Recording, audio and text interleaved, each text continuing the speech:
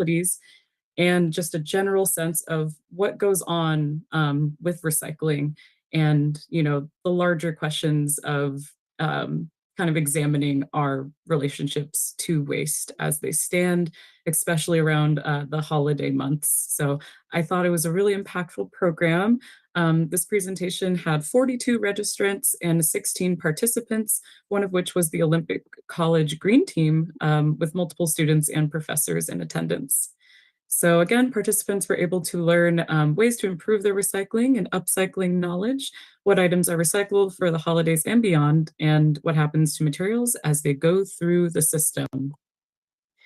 I was also able to provide some follow-up resources for all of the people who registered, regardless of if they were attendees. And we decided to just give them some takeaways. So the things on the screen you'll see are kind of just taken directly from my presentation, slides for them to quickly identify what to do with holiday waste, to share that with their friends and family, and what to do with things like string lights and trees instead of putting them into garbage or putting them into recycling, rather to compost them or find special recycling programs for lights. Yeah, that was a very fun program. And next, I will talk about the one on the right side of the screen. So that's me in the Norm Dix Government Center. And on September 20th of last year, I came to discuss recycling programs in Bremerton. My goal was to talk to building staff, and I actually was able to reserve the chamber with Melinda. Unfortunately, some advertising kind of got caught in a delay, it seems, so nobody was there. So we shifted, and I asked to be put in the hallway and just engage passerby people in the lobby, so that kind of expanded to general public as well. We had great support at the front desk, and people were able to give me a monitor with Melinda's help as well. We played recycling educational games. I was able to further one-on-one conversations through the presentation monitor. I had some fun little prizes, and we were hoping to get a larger presentation, but because we didn't get that presentation, we then created the Recycle Right for the holidays. So it turned out to be kind of like a good kind of spur of events, but that's one of our programs. I'll share some more highlights from last year on the next slide. We participated again in the Bremerton Farmers Market. So we hosted a recycle booth, a recycle and compost educational booth. It was similar to the kind of hallway lobby presentation, where we engage the community in recycling education through games, composting education through games. We're able to show videos and just really have time to talk to the public and encourage them to recycle right, to increase diversion, but also to make sure that they are reducing contamination in our streams. We talked about compost and the organics management law as well, and trying to get ahead, and we'll continue to spread the word about the organics management laws that can impact businesses. So while my interns and I were at the booth, I was also able to kind of teeter around and look for any high yield food processors and connect with them about composting. And of course, it was a great day because Mayor Wheeler was there. I was able to see him the year prior too, and I was like, oh my gosh, this is so great. So thank you again for supporting our work and our outreach in the community. It's always really great to see you. And thank you for the photo opportunity and stopping by. And another highlight for us last year is we continued our WM cart tagging campaign. So these are photos of our interns with the specific cart tags about composting and composting education. We had a great time designing these. I'm sorry that it's kind of small on your screens, but the design is to promote the benefits of composting by engaging in sustainable messaging about how we can improve soil quality, reduce the need for chemicals and fertilizer, reduce greenhouse gas emissions, and save water by promoting and participating in composting as an action. And of course, trying to close the loop with composting by reminding people to purchase local compost and enjoy the benefits of beautiful soil. We also included education about how to know what is acceptable in your garden food waste. So last year we were able to do cart tagging in Bremerton over a series of a few days, I believe 3 or 4 days in Bremerton, and we were able to deliver 1,880 cart tags, all by hand, to various neighborhoods in the city of Bremerton. The reason we do cart tagging is that research has demonstrated that attaching educational messaging to residential carts is an effective way to change recycling or waste sorting behavior, waste diversion behavior. It can actually be 65% more effective than just mailers alone. So we were excited to continue that campaign. Now, on to the next, I will present what we're planning to do for 2024 for education in Bremerton this year. So this year, we wanted to shift our approach because we've done a lot of, as you saw last year, we did a lot more kind of like residential and uh, campaigns that were more, geared towards getting residents to buy into composting, and they do have and recycling, but they do have a great waste diversion rate so far compared to the rest of the sectors. So we wanted to target the business sector this year. Um, so starting with one of our first plans is to connect with the Greater Kitsap Chamber and host educational sessions or a session with the chamber and affiliate groups. We are hoping to educate businesses about why recycling matters, how to sort recycling, and encourage waste reduction behaviors on their properties, within their internal operations, and just kind of make ourselves known to those businesses, as using myself and all of the other great people on my team with WM as a good resource to connect with about increasing diversion on their in their internal operations. And then our next plan is to continue connecting with businesses through on-the-ground commercial recycling and compost outreach. We are going to have interns, kind of like the folks pictured in the screen, although they're from last year, so those people won't be joining us. We have a whole new team. We're going to go out into the city this year and connect with businesses that have high contamination rates. This data will be pulled from our internal, contamination tracking mechanisms, and we're going to provide one-on-one consultations, outreach, and waste audits as well that aren't meant to scare them, but meant to kind of inspire them and let them know that we are here for them for recycling. We are also going to continue our farmers market presence in 2024. So we'll host another WM educational booth focusing on composting and recycling benefits, sorting games, contamination reduction, and all the works.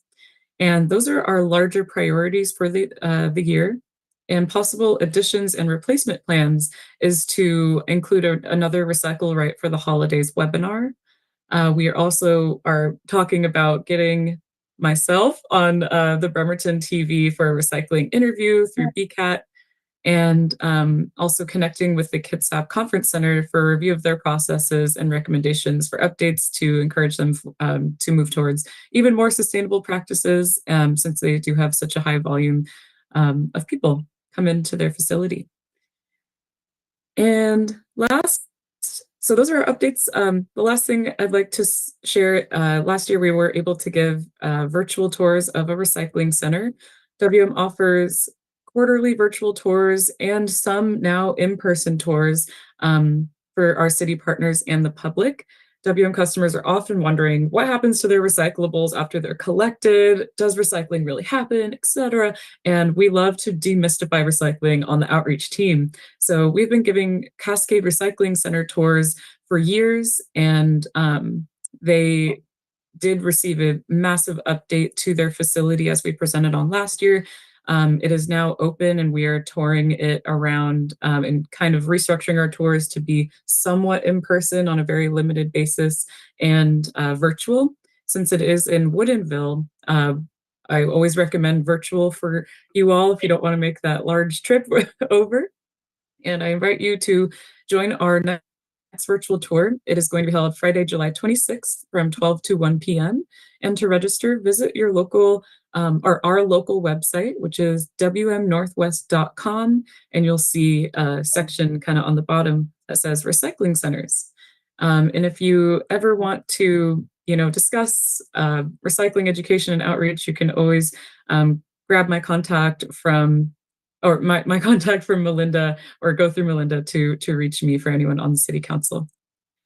All right, and with that, I believe this is all we had to discuss today.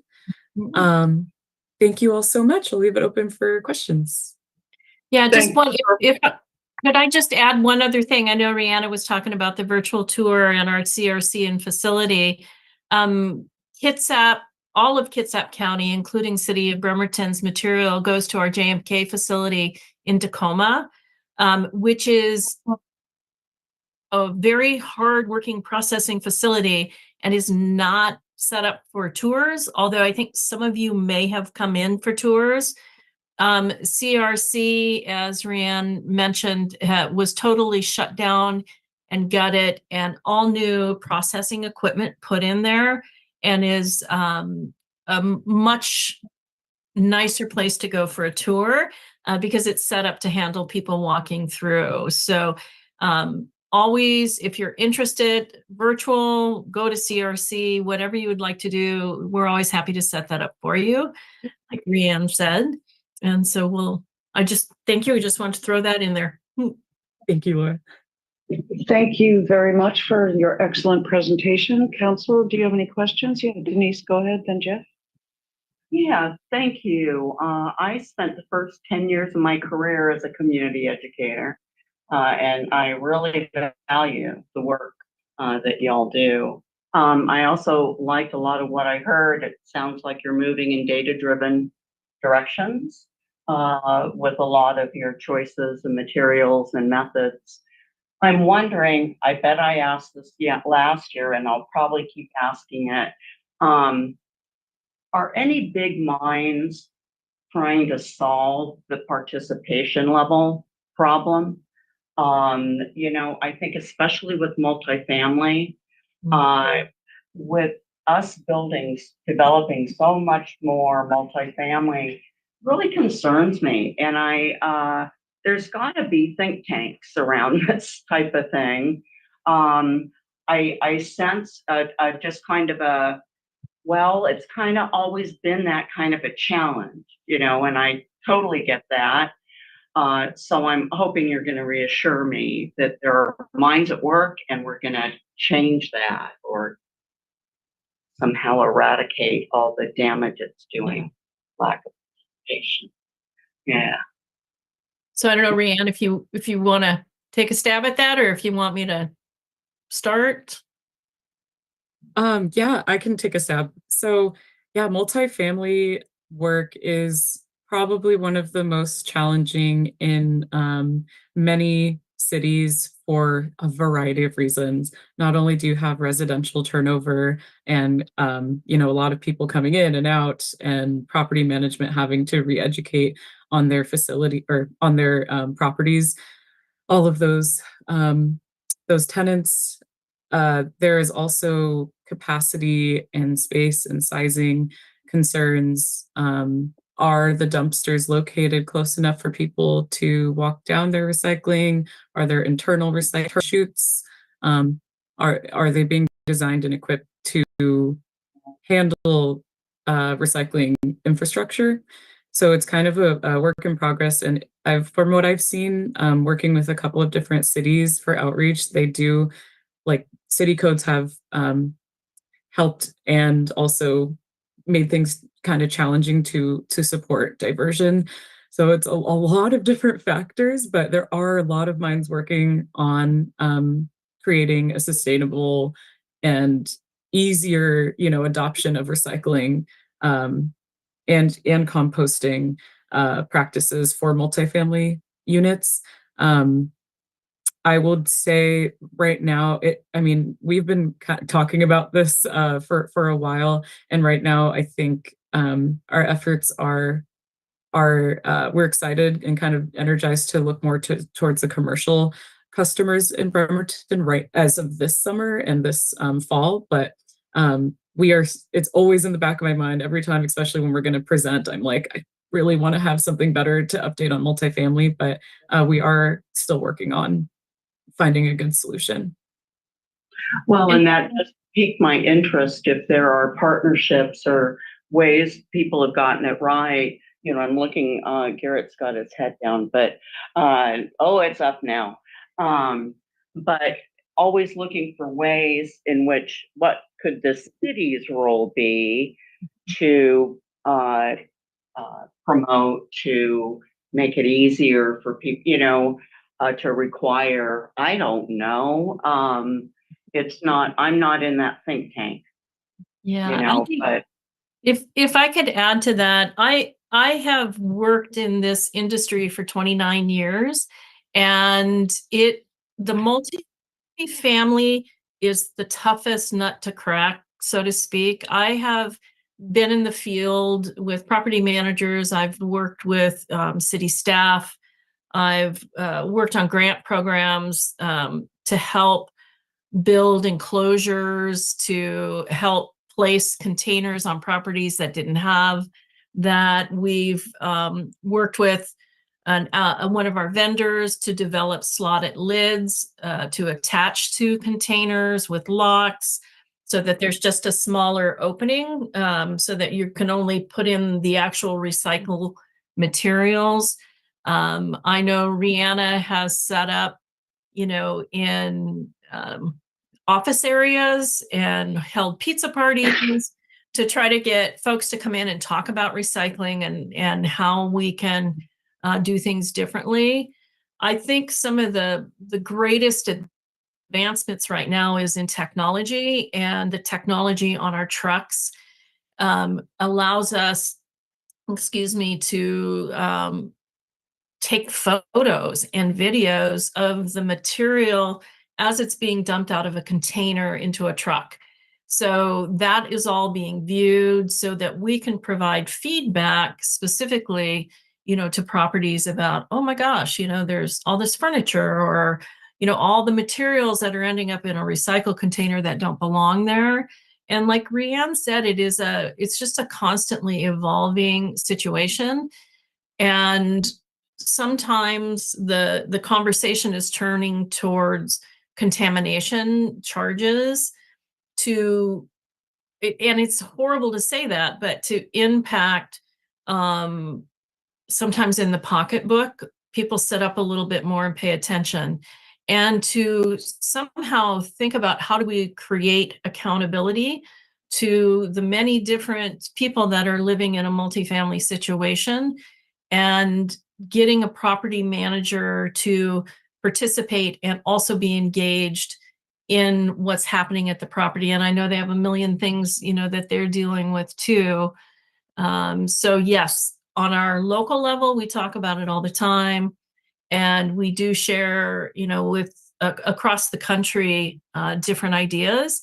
But I have to say, in the Pacific Northwest, we are a little more advanced than many other places in the country with recycling. So I don't have the golden answer, but no, that's fine, Laura. continue to work. I really appreciate it. And you also triggered for me just a term you know, we've been talking about our landlord licensing here and there.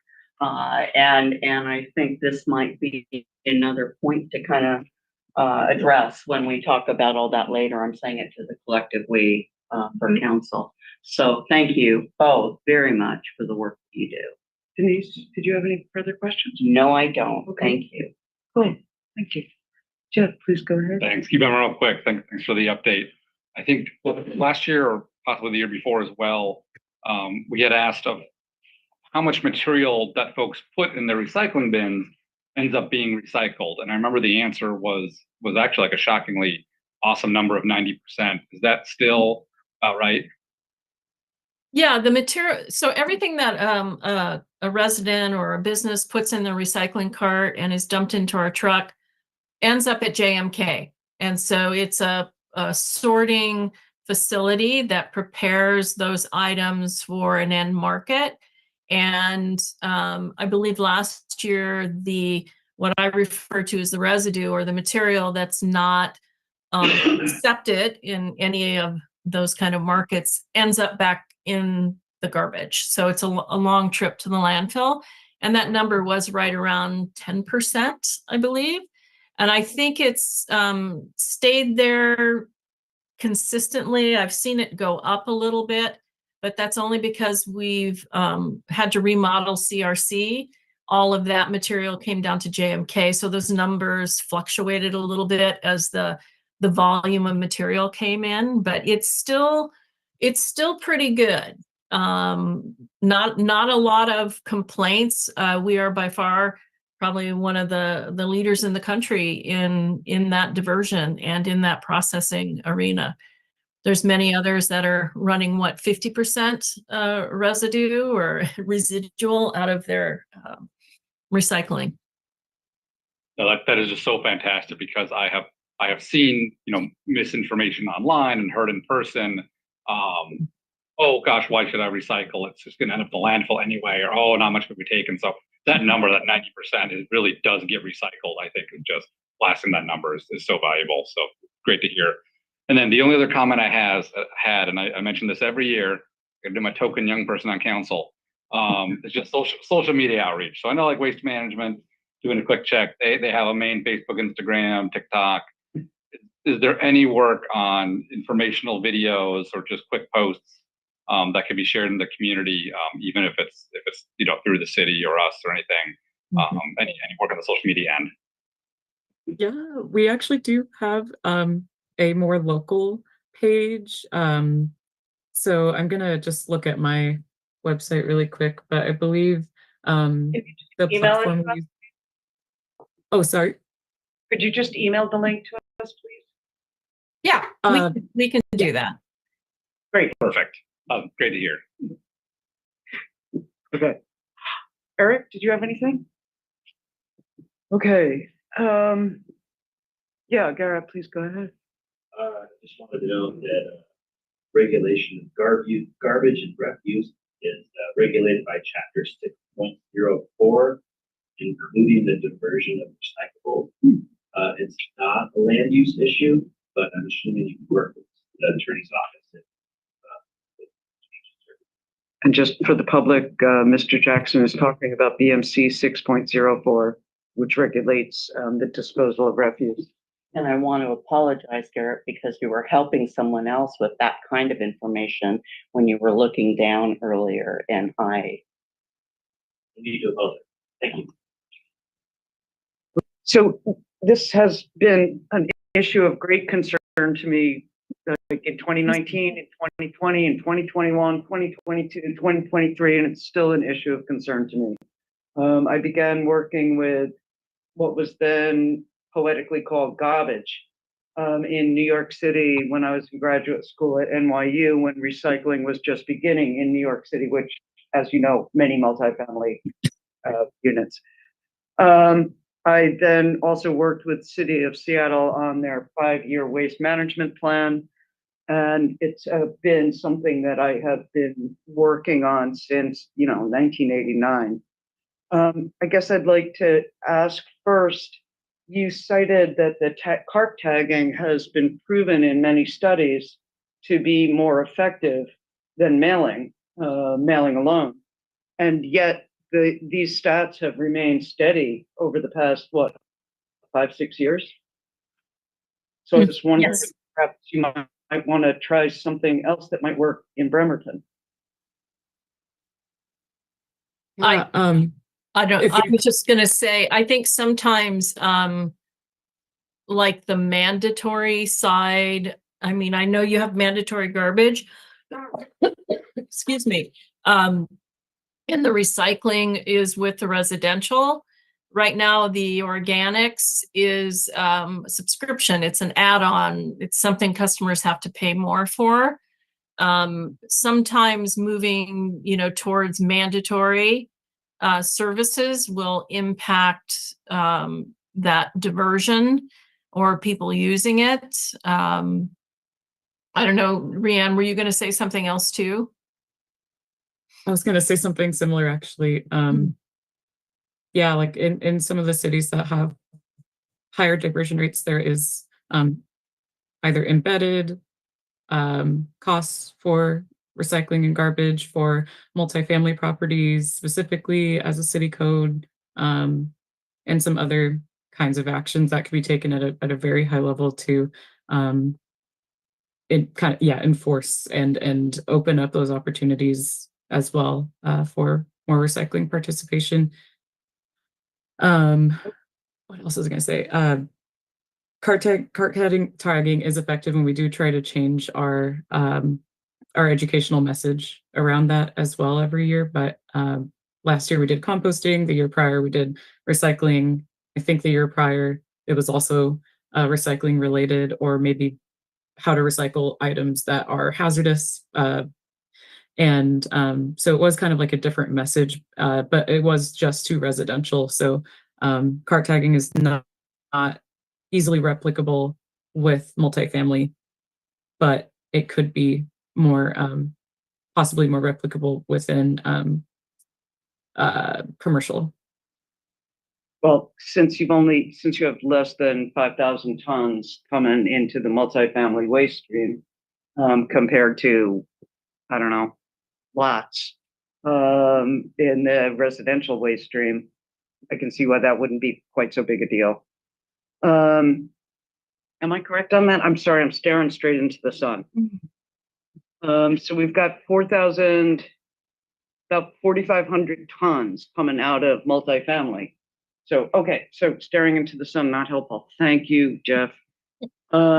Which is more than residential. So I agree with Councilor Fry, with Denise, that this would be a really great area to focus on. I love seeing you guys at the farmers market, but it's been my experience that people who attend the farmers market or who have stands at the farmers market are very familiar with how to sort their recycling and deeply committed to it. So I was wondering if perhaps you might find some other function where people who are less experienced in it and who are steeped in cynicism, as Councilor Coughlin mentioned, of like, why should I bother? None of that stuff gets recycled. I think that I was wondering if you might consider changing up in 2024 to focus more on multifamily and those members of the population who are failing to recycle. And I'm going to stop talking because this was supposed to be a 20-minute thing, but I personally am totally fine with like assessing fines for people who repeatedly, and I'm not speaking for the whole council, people who repeatedly contaminate the waste stream, even once they've understood it, what they can and can't do. So, that's it. I'm going to stop talking. It's something I can do. Thank you very much for your presentation. I appreciate particularly the time that you took to answer all of these questions very patiently. Certainly. Okay. Thank you. Anyone have further? Is Michael? Watching for hands, no hands. So Okay. I'll let you know. Anybody else? All right. Go forth and reduce waste. Thank you. Thank you. Thank you for your time, and have a nice evening. Okay, thank you. Thank you, Melinda. Did you have anything further to add? The only item I would just probably bring to your to mind is that we are still in the middle, I would say nearing the end of the solid waste advisory committee and our update, our 5-year plan. We do partner, our regional cities here, we partner with Kitsap County. We're part of that advisory committee, the SWAC committee. We meet quarterly. And so we also have a 5-year plan, and that is nearing its end. Okay. Expect a fourth quarter update for you on that. Very close to home, so might be something you'd be interested Okay. Thank you. Well, I at least will be really fascinated to read it when it arrives. Okay, thank you. Perhaps Melinda Monroe would like to do. We're going to welcome you here to present item 3, a status update on the DEI position. Please go ahead. Yeah, so this is real brief. We've received in our proposals. We've given those our copy review, internally, initial scoring, and now we're in the middle of sending that out to our community stakeholder groups, setting up those meetings. We expect those to conclude within the next, say, 2 to 3 weeks. There are several people in that group, so we're just working through calendars. And that will be the last step. That essentially would be, that would lead us to maybe some brief interviews and an award. So that's what I have for you tonight. That was delightfully brief. Council, do you have any questions? Thanks for update. Thank you for the update. Safe travels. Okay, we're moving on to B, action on agenda bill items. And just a reminder that since council action is anticipated on item B1 through item B4, public comment will be taken for each of the next 4 items prior to the council vote. And I'm just going to double back really quickly and say a sentence that I skipped at the beginning of the script. I am chairing the study session in the absence of Council President Jennifer Chamberlain. Council Member Jane Rebelowski is also absent, and as you have seen, Council Member Michael Goodnow is participating remotely. I'd like to welcome, returning to B1, I'd like to welcome Public Works Project Manager Katie Ketterer, who will be discussing the local agency contract with Active Construction, Inc. for the Quincy Square project. Welcome, Katie. Good evening. That last item went so fast that I need just a moment. I'm so sorry. Does council want to take a 25-minute break? But I'll take a bag of chips. There you go. There you go, yeah. Give us a report on what else is over there. Also about this. Many, many chips. What do you want? Microphones will probably not appreciate it. No, well, hey. You guys keep thinking about hurting microphone's feelings. Many chips. You need another minute, Katie? I do, yes. Yes.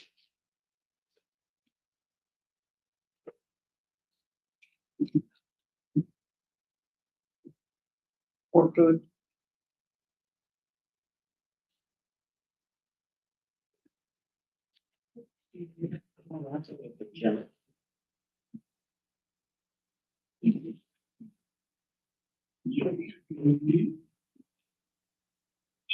Thanks, staff, for bringing food.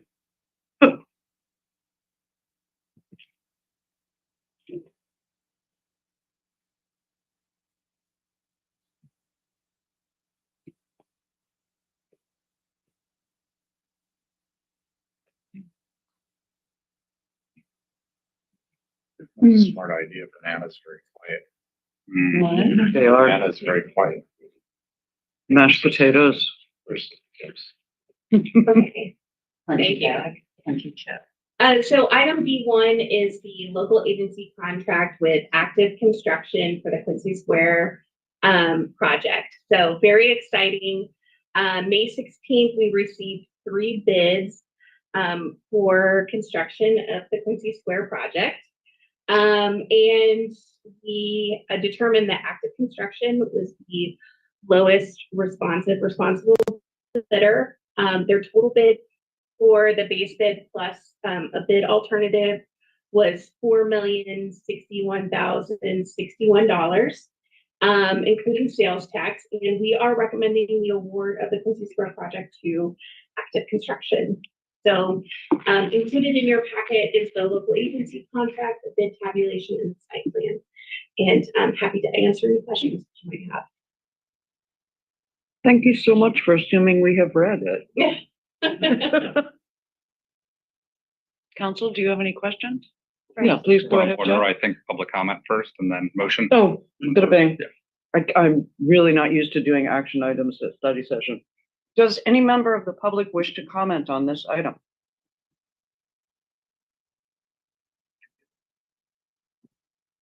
I'm not seeing any raised hands on Zoom. Seeing none, we will next go to the council for a motion. Surprise me. Yeah, Jeff. I will move to award contract with Active Construction, Inc. for the Quincy Square project in the amount of $4,061,061 and authorize the mayor to finalize and execute the agreement with substantially the same terms and conditions as presented. I'll Good. second it. Thank you, Denise. Any discussion, Jeff? Yeah, keep it quick. Fantastic news. Really awesome to see this come in budget, and this is the same company that is doing the Washington and 11th work, if I understand correctly. Correct, yeah. I know they've been doing a great job on that project, so great to see. Mainly two questions. I mean, it's not quite relevant, but just since the questions are starting to percolate, you've already been working on it. Can you talk a bit about how the communication has already been happening, will happen with businesses regarding any closures and impacts, and just any support for the businesses along Fourth in general from the city or by the construction company? Yeah. You mean during the construction period? Yes, during construction. Yeah. Yeah, so we have been in contact with the businesses along 4th Street. We've had several business meetings. One of the items that we have kind of knocked out with Melinda's help is a plan for parking, because the street will be closed. It'll be open for pedestrians, but of course there will be a little bit of parking that's displaced. And so we worked out a parking plan to provide some free 2-hour parking in the Washington Avenue garage. And so we've got that program worked out and communicated out to the businesses. Also working with the Downtown Business Association, they've stepped up, and they've done some posters for the businesses to kind of help promote that the businesses are going to be staying open. And we'll also have a lot of signage. We'll have like extra guidance for high traffic evenings like First Fridays and things like that, to make sure that people know how to get around. Yeah, so we're just trying to do as much as we can to support those businesses while it's under construction. Excellent. I slip up sometimes at the Downtown Bremerton Association instead of business. Thank you. Oh, I'm so sorry. No, I got Just businesses all of Bremerton. Yeah. Which I should mention, there is also the B flat apartments there too as well. So not just the. Yeah, that's true. No, just thank you for your efforts there, and we'll keep working to minimize the construction impact. This is great news.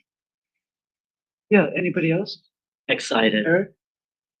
Yeah, go ahead, please. Katie, maybe you said it during your introduction of the agenda bill item.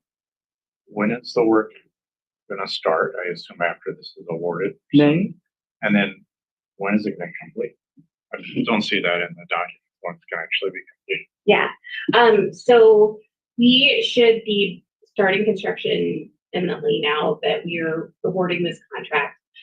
It'll still take a few weeks to get the contract executed and their bonds in place and pre-construction meeting done and all of that stuff. There's some materials to procure, so we'll need to work with the construction company and making sure that that part of the schedule is all worked out.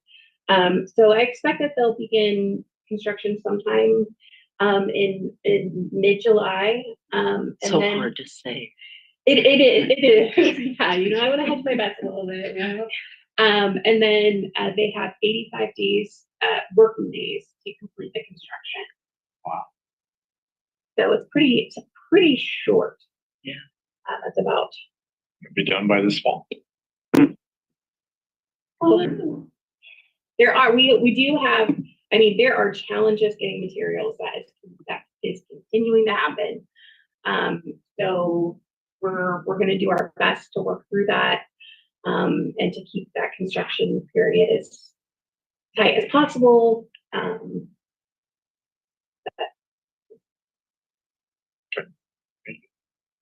The only thing that I would say is I would imagine that Councilor Goodnow might want His to hand is say way raised. something. Oh, good, because Michael, man, you must feel great about this coming to fruition, my friend. I hope you are anyway. You've played a mighty role in getting this as far as it's gone. Go ahead, Michael. Well, hi, I join you live from Quincy Square. Staff was out sick, so I have a volunteer running the theater, but I'm just here to make sure everything they're not ready to run the whole show on their own.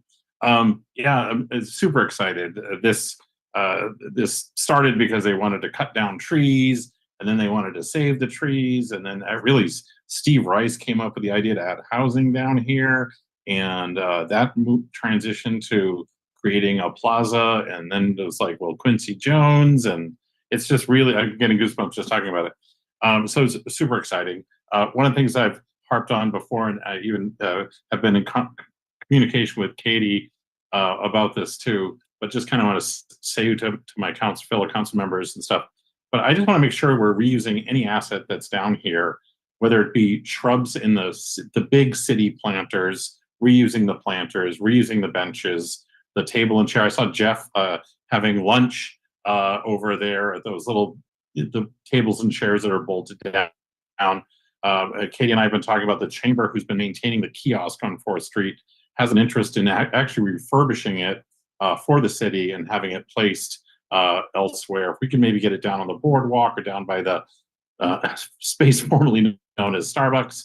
Anyways, I just want to make sure that, and then kind of piggybacking on my neighbor executive director, Jeff, is that I also just want to make sure that we're ready to be a little responsive. So if whatever we're planning to do to help the businesses down here, encourage people in, it has to be probably big, colorful things on the street that say, come on, whatever.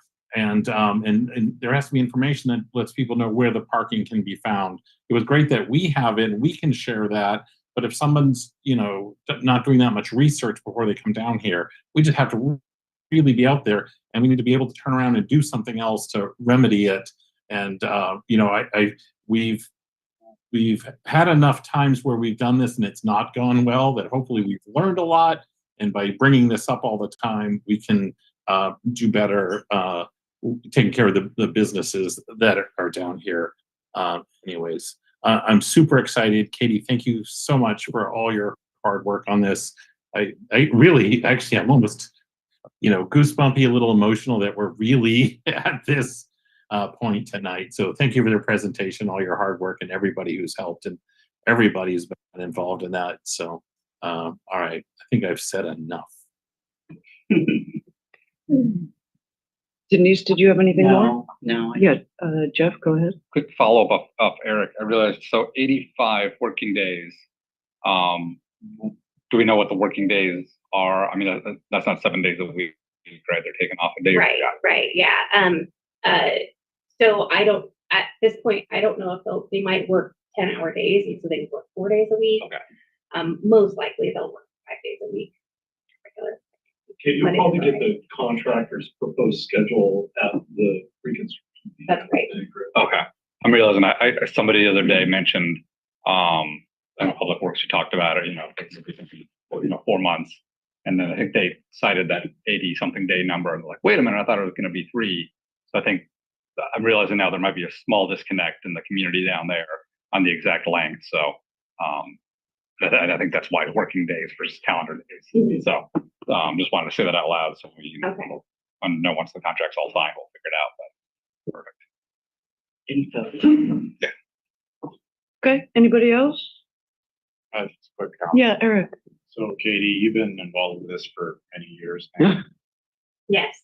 And it has to be quite a relief to finally get to this point. Mm-hmm. It is. Thank you. And are you going to remain the city's project manager on this all the way through the end then? All the way through the end of construction, absolutely. Like I am, at this point, I've spent a lot of time on this, and I'm not giving it up to anybody else. Like I want to make sure that it's somehow, and I know this is not like we should do this, but I know you put so much work. Yeah. Somehow, it is the Quincy Square. It is named after Quincy Jones. But somewhere we should have a little plaque that says project manager. Or this was carried through by, you know what I'm saying, Tom? I don't know. I don't want to set precedent and everything, but I just think we should recognize all the work you've done on this. I mean, this has been I assume a lion's share of a big.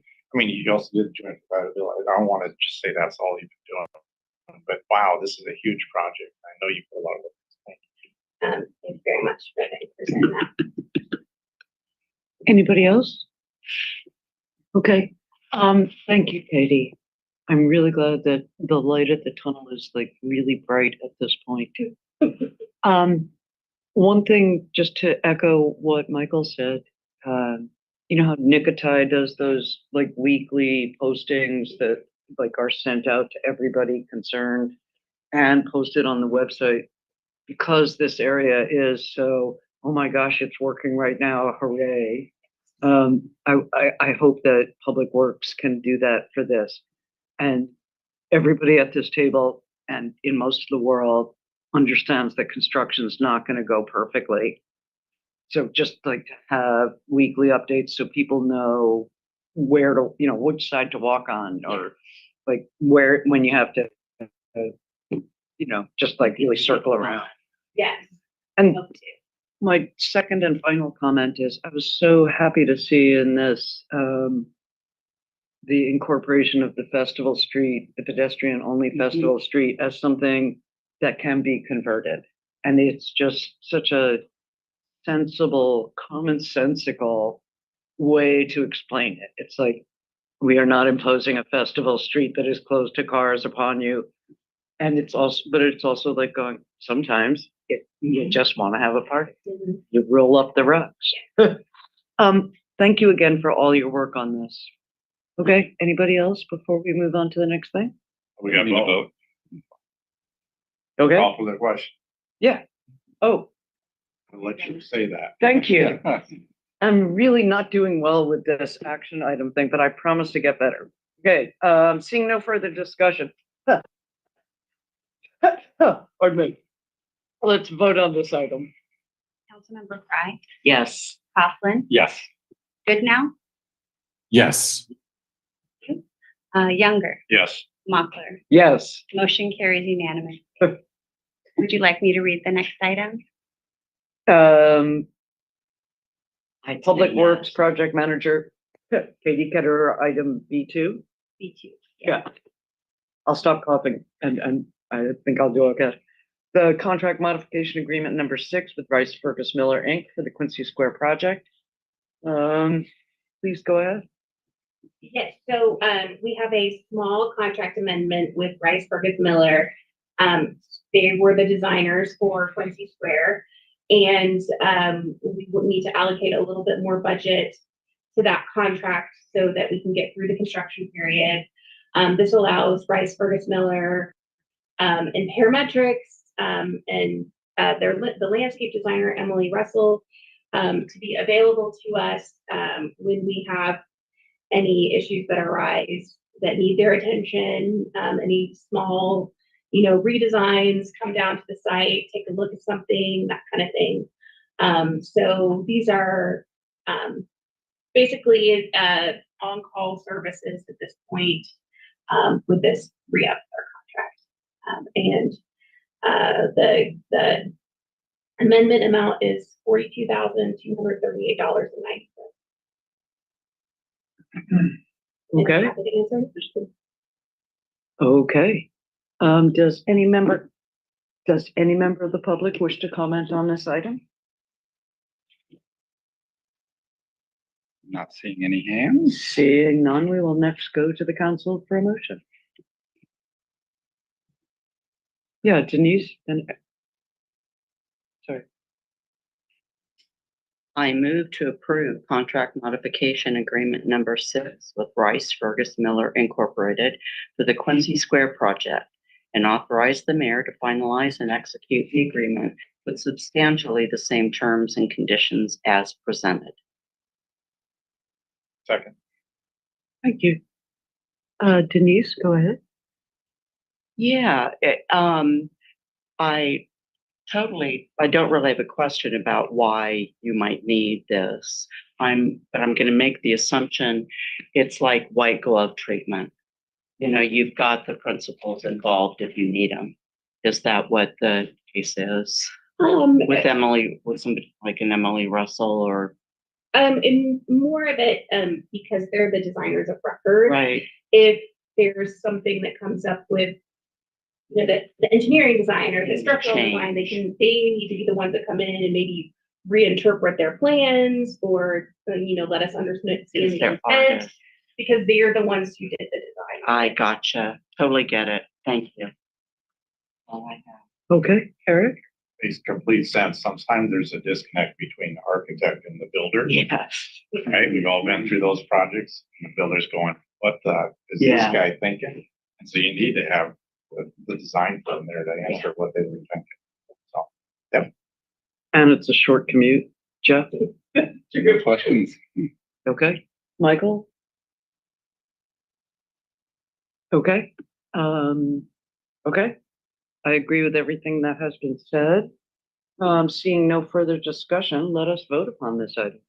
Councilmember Coughlin, Yes. Goodnow, Yes. Mochler, or sorry, Younger, yes. Fry, Yes. Mochler. Yes, Thank you. Motion carries unanimously. thank you. Okay.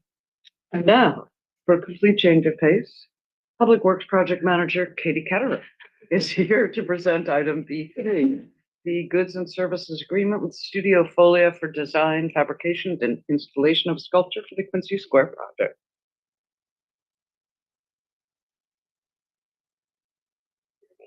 We can get this to presentation mode. So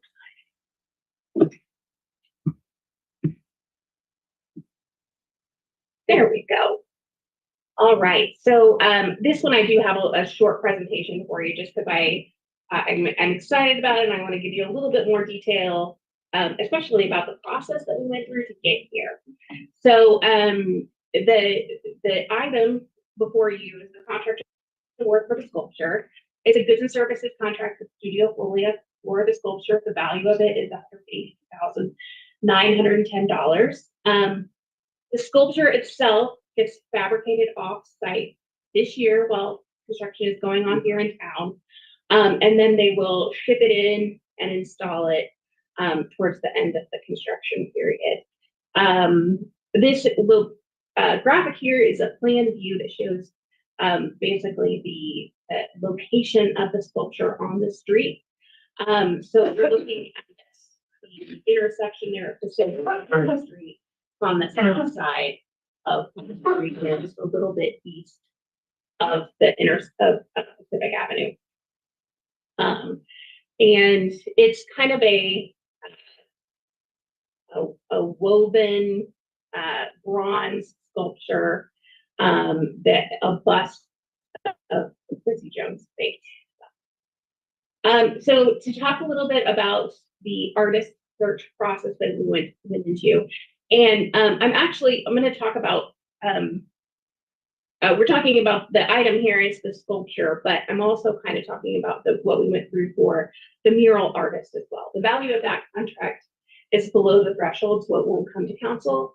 But we went through the same process basically for both of these artist searches. So Arts Commission created 2 committees to lead the artist search and the selection. And that was about almost 2 years ago now. So they worked a really long time. The committees determined the goals and the theme for the artwork, and then helped craft the call to artists. That call to artists was advertised in October 2023. And we hosted it on a national site called Cafe. And then we didn't advertise it nationally.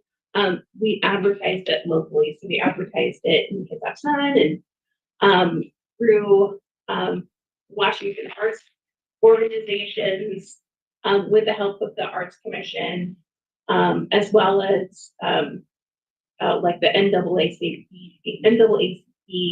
and some other types of organizations.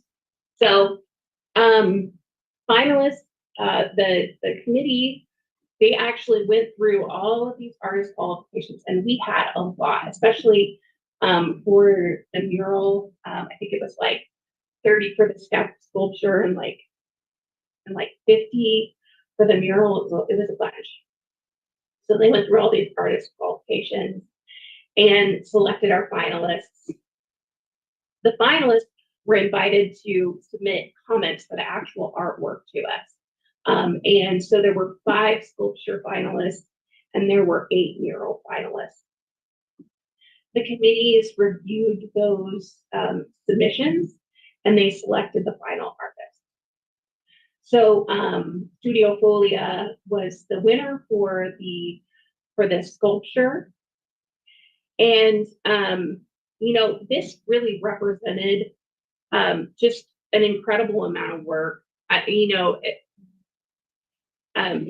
you, Councilmember Younger, for recognizing you know, my personal contribution to this project, but I would never want my name on it because this means so much more to me. Like the amount of community input that we've gotten on this project is just mind blowing. I mean, these people probably put in like 40 hours of volunteer work just on this committee. It's on the time. So I wanted to take a second to recognize those folks on the sculpture committee: Marie Weichman and Roosevelt Smith, McKinney Avery, Harriet Bryant, Julie Cooper, Becky Feather, Lynn Horton, Kelly Jemison, Lindley Logan, and Deborah Moore Jackson. And while I have you, I'm also going to recognize the folks that were on the mural committee. This is a picture of the artist rendering for the mural. So it was Roosevelt Smith and Marie Weichman from the Arts Commission, Nancy Bellinger, Guyland Charles, Deanie Gray, Beth Javins, Marva Jones, Antoinette Mercado Lacambra, Jewel Shepard Sampson, Akuya Vargas, Gina Boladera, Jamal Williams, and Jennifer Yarbrough. So thank you so much to all those folks who did just an incredible job of selecting the artist. I mean, I think I've heard a lot of great things about people who be really pleased. That's my presentation, and happy to take any questions. Okay, does any member of the public wish to comment on this item? Anybody on that? Not seeing any hands again. All right, seeing none, we will next go to the council for a motion. Yeah, Jeff? I move to approve the agreement with Studio Folia for the Quincy Square sculpture and authorize the mayor to finalize and execute the agreement with substantially the same terms and conditions as presented. Would somebody like to second? Thank you, Denise. Okay, we have a motion and a second, so we are open for discussion. Perfect. We'll extend my thanks again to you, Katie, for all the coordination here, but echo all the thanks for folks on our commission for that incredibly hard work. What an amount of due diligence on a project selection here. Just seeing the thoroughness and the multiple rounds and making sure it was advertised, you know, locally as possible, but making sure we also did that national search to try and find the best sculpture we can. And I am not an artist. I am like far from it as possible. But to me, just seeing already the renderings and knowing kind of our existing metal statues and works downtown, it seems like it's gonna fit in really awesomely. And what a great tribute. So that's all I got to say. Is just enormous amount of thanks to everyone involved. I'm really excited for it. Yeah, please go ahead, Denise. I would just like to comment on the passion and dedication that you bring to your job. Okay. You know, it's apparent in your presentation, the respect you have for the community members that you worked with. She pronounced those people's names better and more comfortably than I could. And I know many of them. It's wonderful. It's palpable. And I really, really appreciate that. So what an exciting project for you to be involved in. And that comes through. Glad to be a part of it. Thank you, Denise. Yeah, Eric, go ahead. So Katie, I understand I think I understand the process of selecting the artist and what the work is going to be. How was the price determined? Is it after the selection of the artwork, or is it the artist said, here's my artwork and this is what the cost is, and then the committee decided? How did that all work? We actually gave them a budget up front and said, "But this is the budget that you have to work within." Okay. And then after the artist, the committee's selection, then I work directly with the artist on their budget and, you know, making sure that we negotiate it, make sure that that is all appropriate. All right, so this is like a professional service agreement. Yes. Okay, that's how that worked. Okay. I was just curious on how that worked. And then the other thing, I see that the artist maintains the copyright, but the city can replicate the images because we're paying for this. That's fine. I think that's fine. I assume our attorneys looked over the contract. Yeah. The,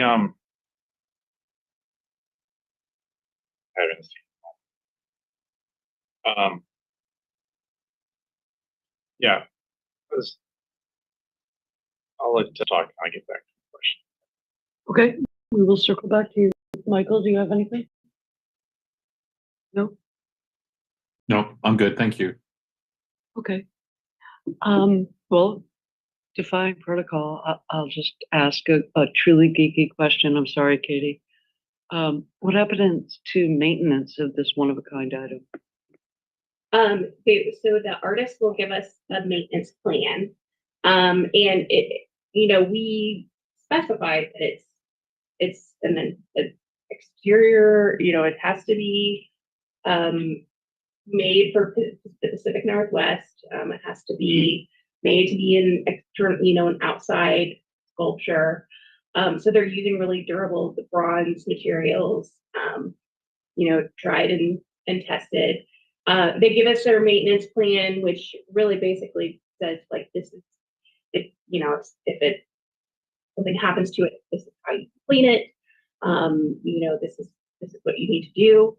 And then the Arts Commission, they kind of take over the art at that point. It's that they take over the other pieces of art. So if one of the tiles gets cracked or broken, someone on the Arts Commission will be working to get that replaced or repaired? Yeah. Okay. Eric, did you? Yeah. Okay, It came back to me. good. So when we, excuse me, don't eat Doritos during this stuff. When the council or the mayor proposed, the council approved the Quincy Square project, we reached out, or the administration reached out to Mr. Jones and asked for his permission and his blessing, and got a letter back saying, yeah, I'm good. I'm not insisting that we do this for the arts projects, but was there any communication, or will there be any communication with Mr. Jones to say, do you like it? Yeah. Yeah. Might be a good idea. We did. We Okay. have. We Okay. have already done that. I haven't heard. So Harriet Bryant has been kind of our conduit for that, and we sent a package of information with her a couple of weeks ago. A letter from the mayor, kind of explaining what we had done, giving an update on the whole project, and sent him these images, basically, that you all have seen, of these artworks. And we did actually extend an invitation for anyone from his team to work with us further on these. You know, particularly, there's a little bit more work to do with those tiles, Yeah. and selecting some images and things that go on the tiles. So we extended that invitation. I haven't heard anything back. I did check with Harriet Bryant late last week to see if she had heard anything. She hadn't heard anything yet. So Okay. the last time we sent some information, a couple of years ago, with the updated design and everything, and we actually got pictures back from the family, and it showed Quincy Jones. He was looking at our materials and stuff, so he like which Sure. was really cool. Cool. Also find it fascinating. I don't know what the law is, but so you have an artist that owns the rights to the work, and we get to replicate it or whatever.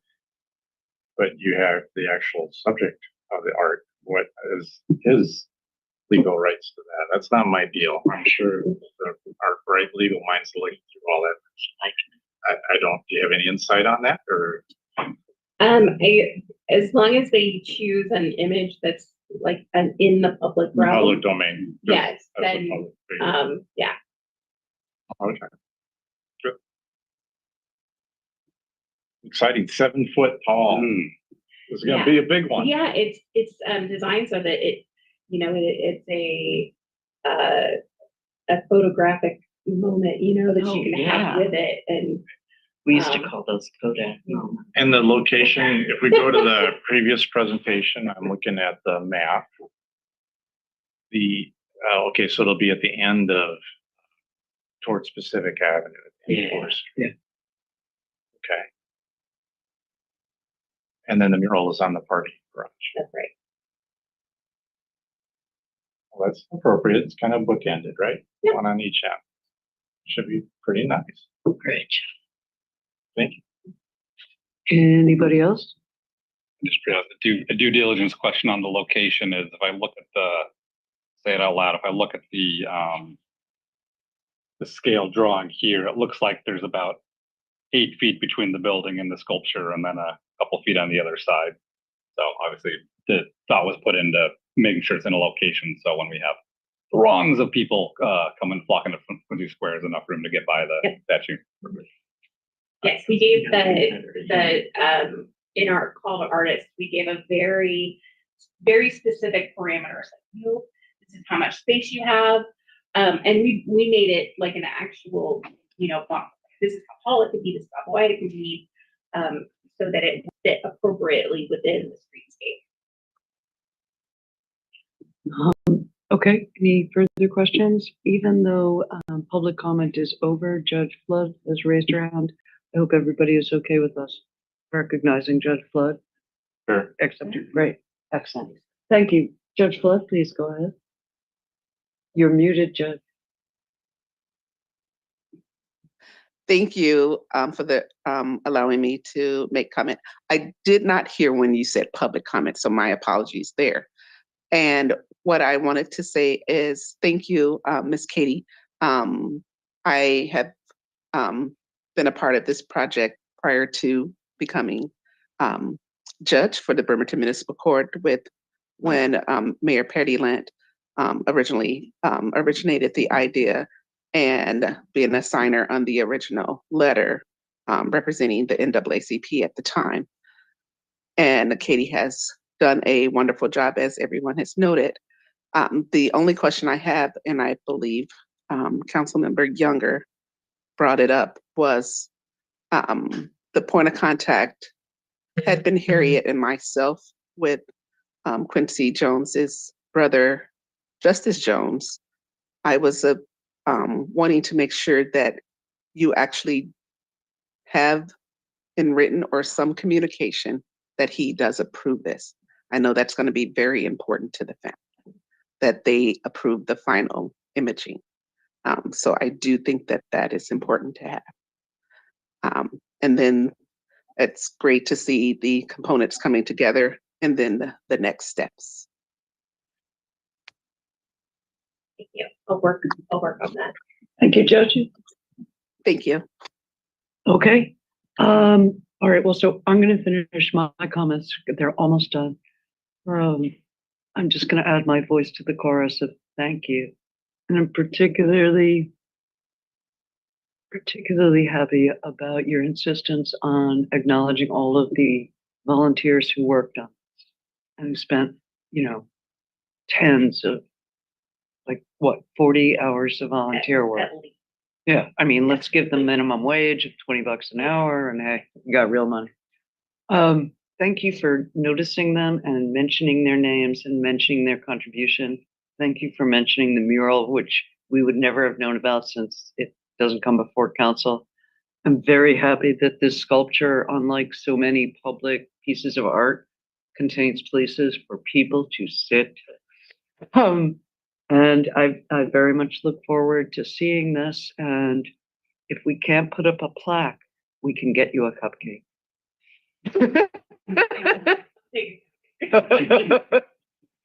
Okay. Does anyone else have anything more on this one? Okay, seeing no further discussion, let us vote on this item. Councilmember Goodnow,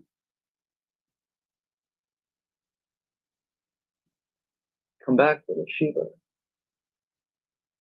Goodnow, Michael?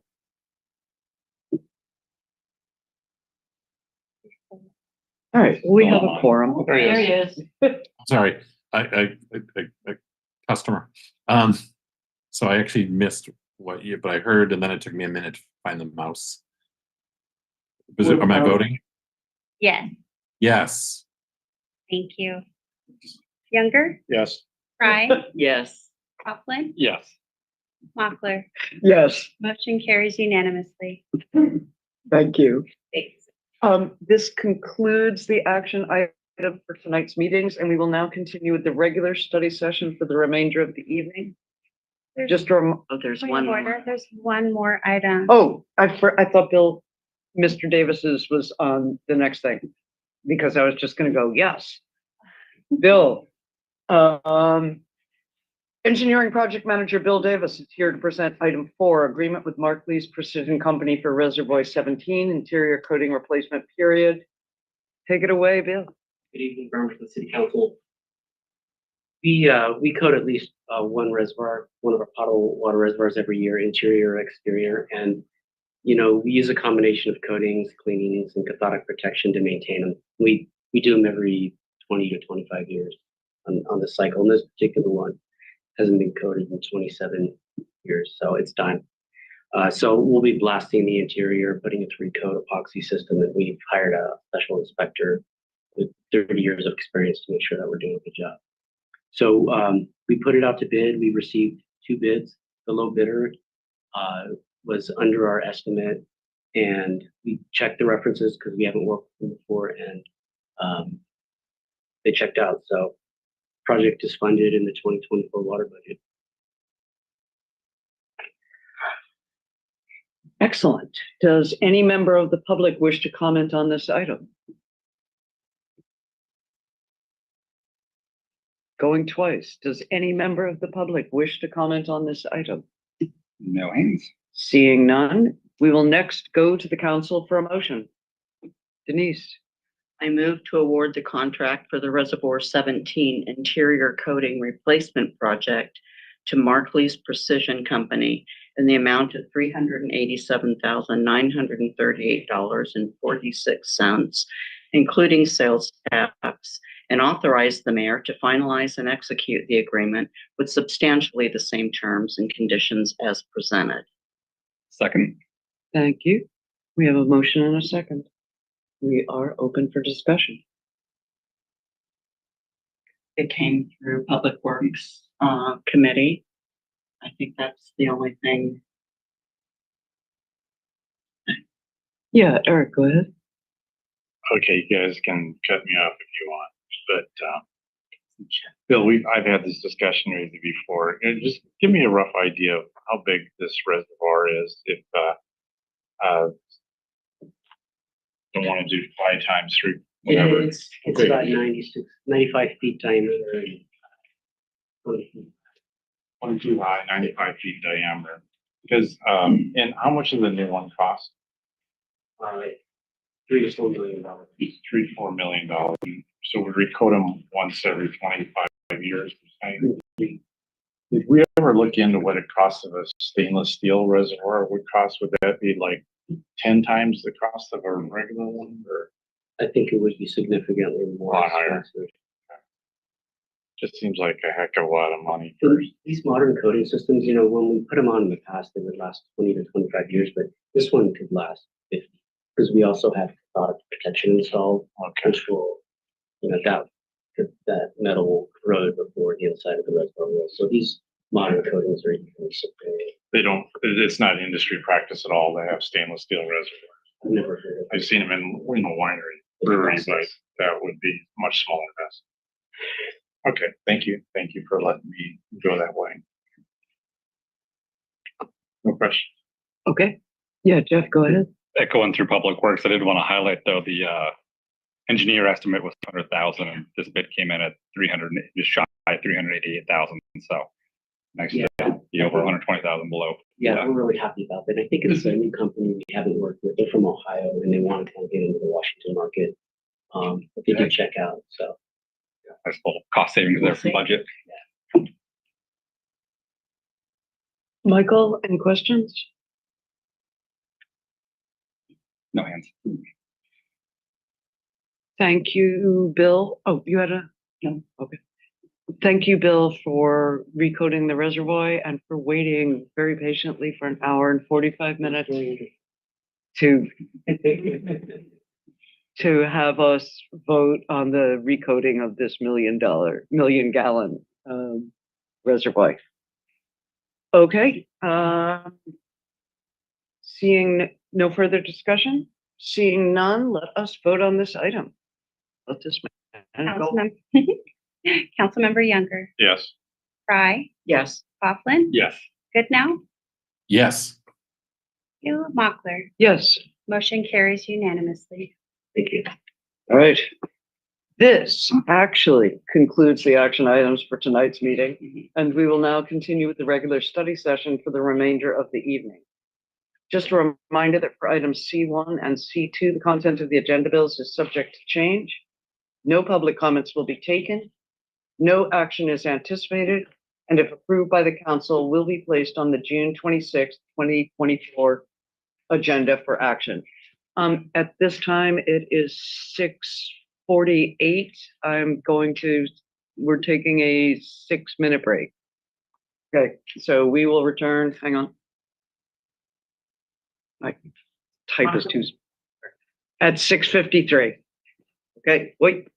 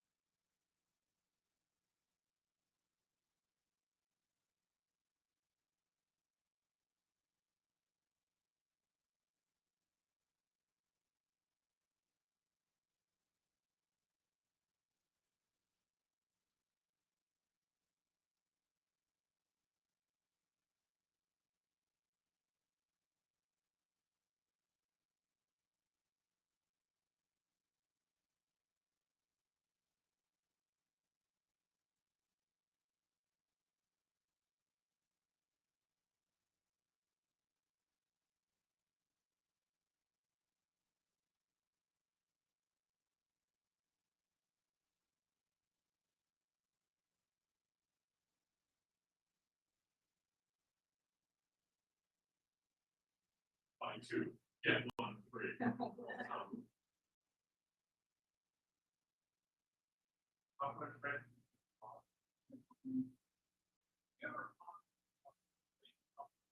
No, even though I was around a lot, I always used this for these.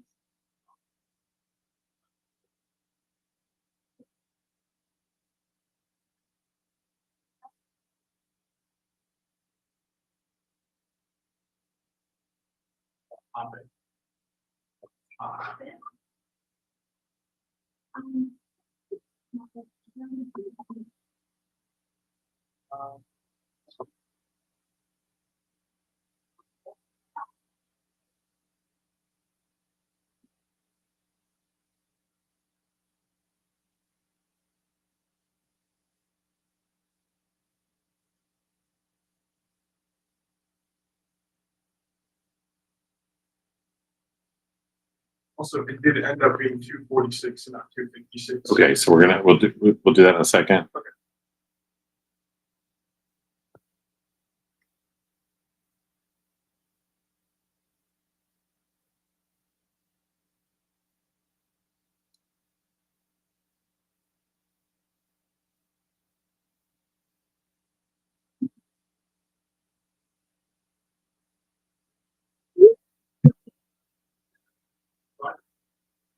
You're gonna, he can do it. Talk through it. And then bring that up as,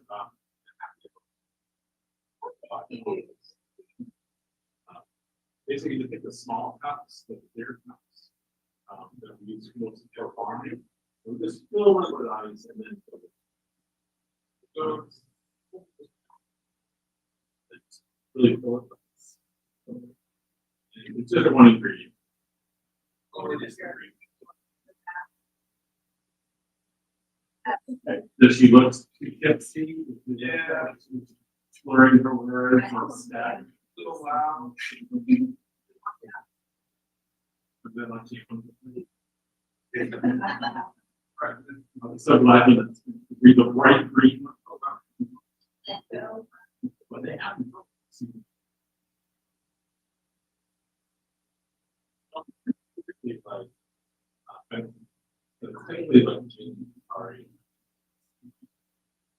Like not going into the frame, but it's like a quarter inch.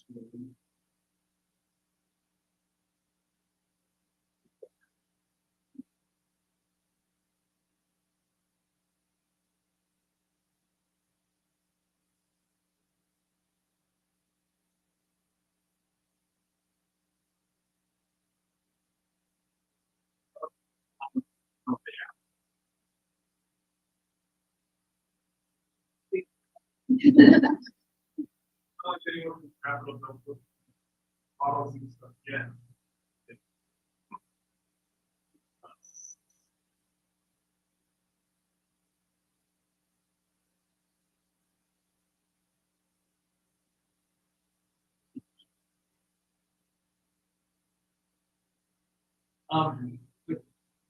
Other things.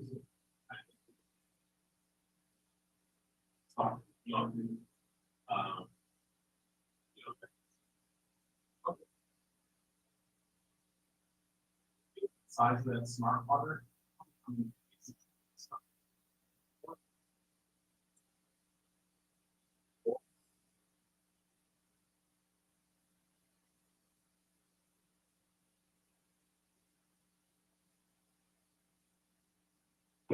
I call the meeting of this June 12th 2024 study session back to order at 6:54. Okay, welcome Managing Engineer Gunnar Fredrickson, here to present item C1, the proposed public hearing and the resolution to adopt the 2025-2030 six-year transportation improvement program.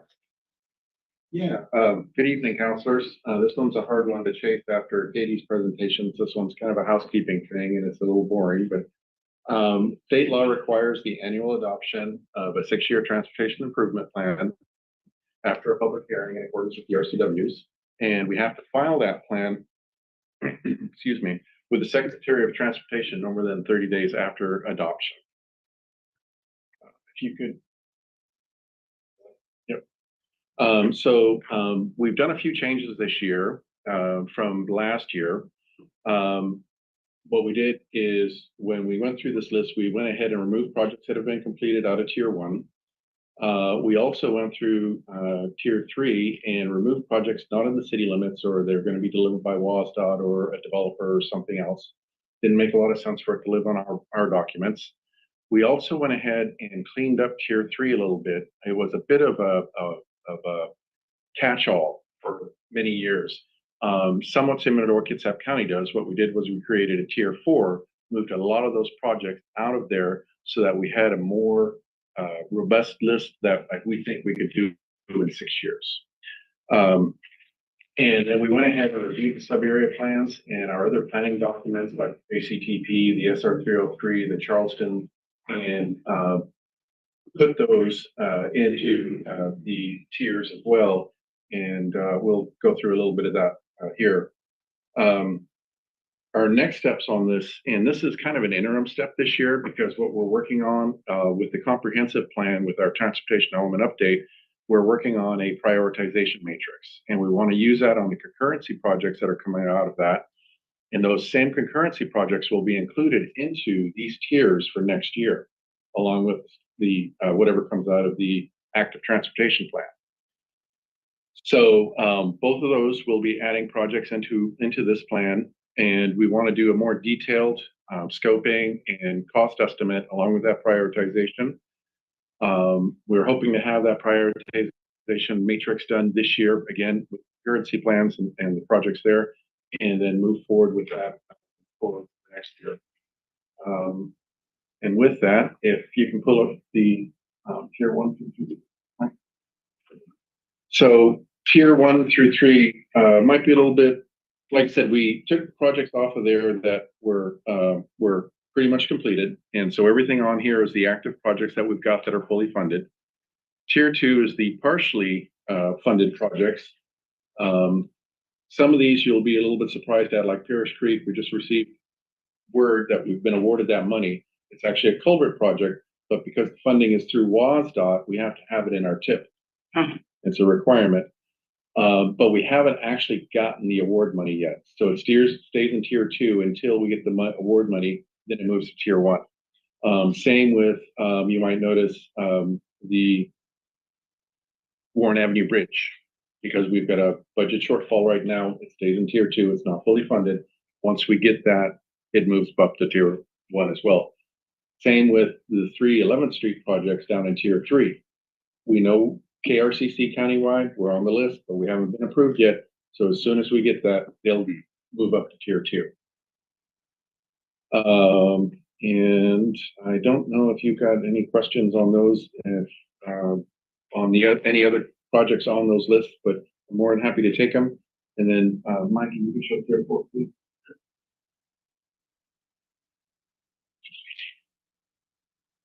Okay. Does that conclude your presentation for now, Greg? No, I was going to bring up tier 4. Okay. Whoosh. Still no.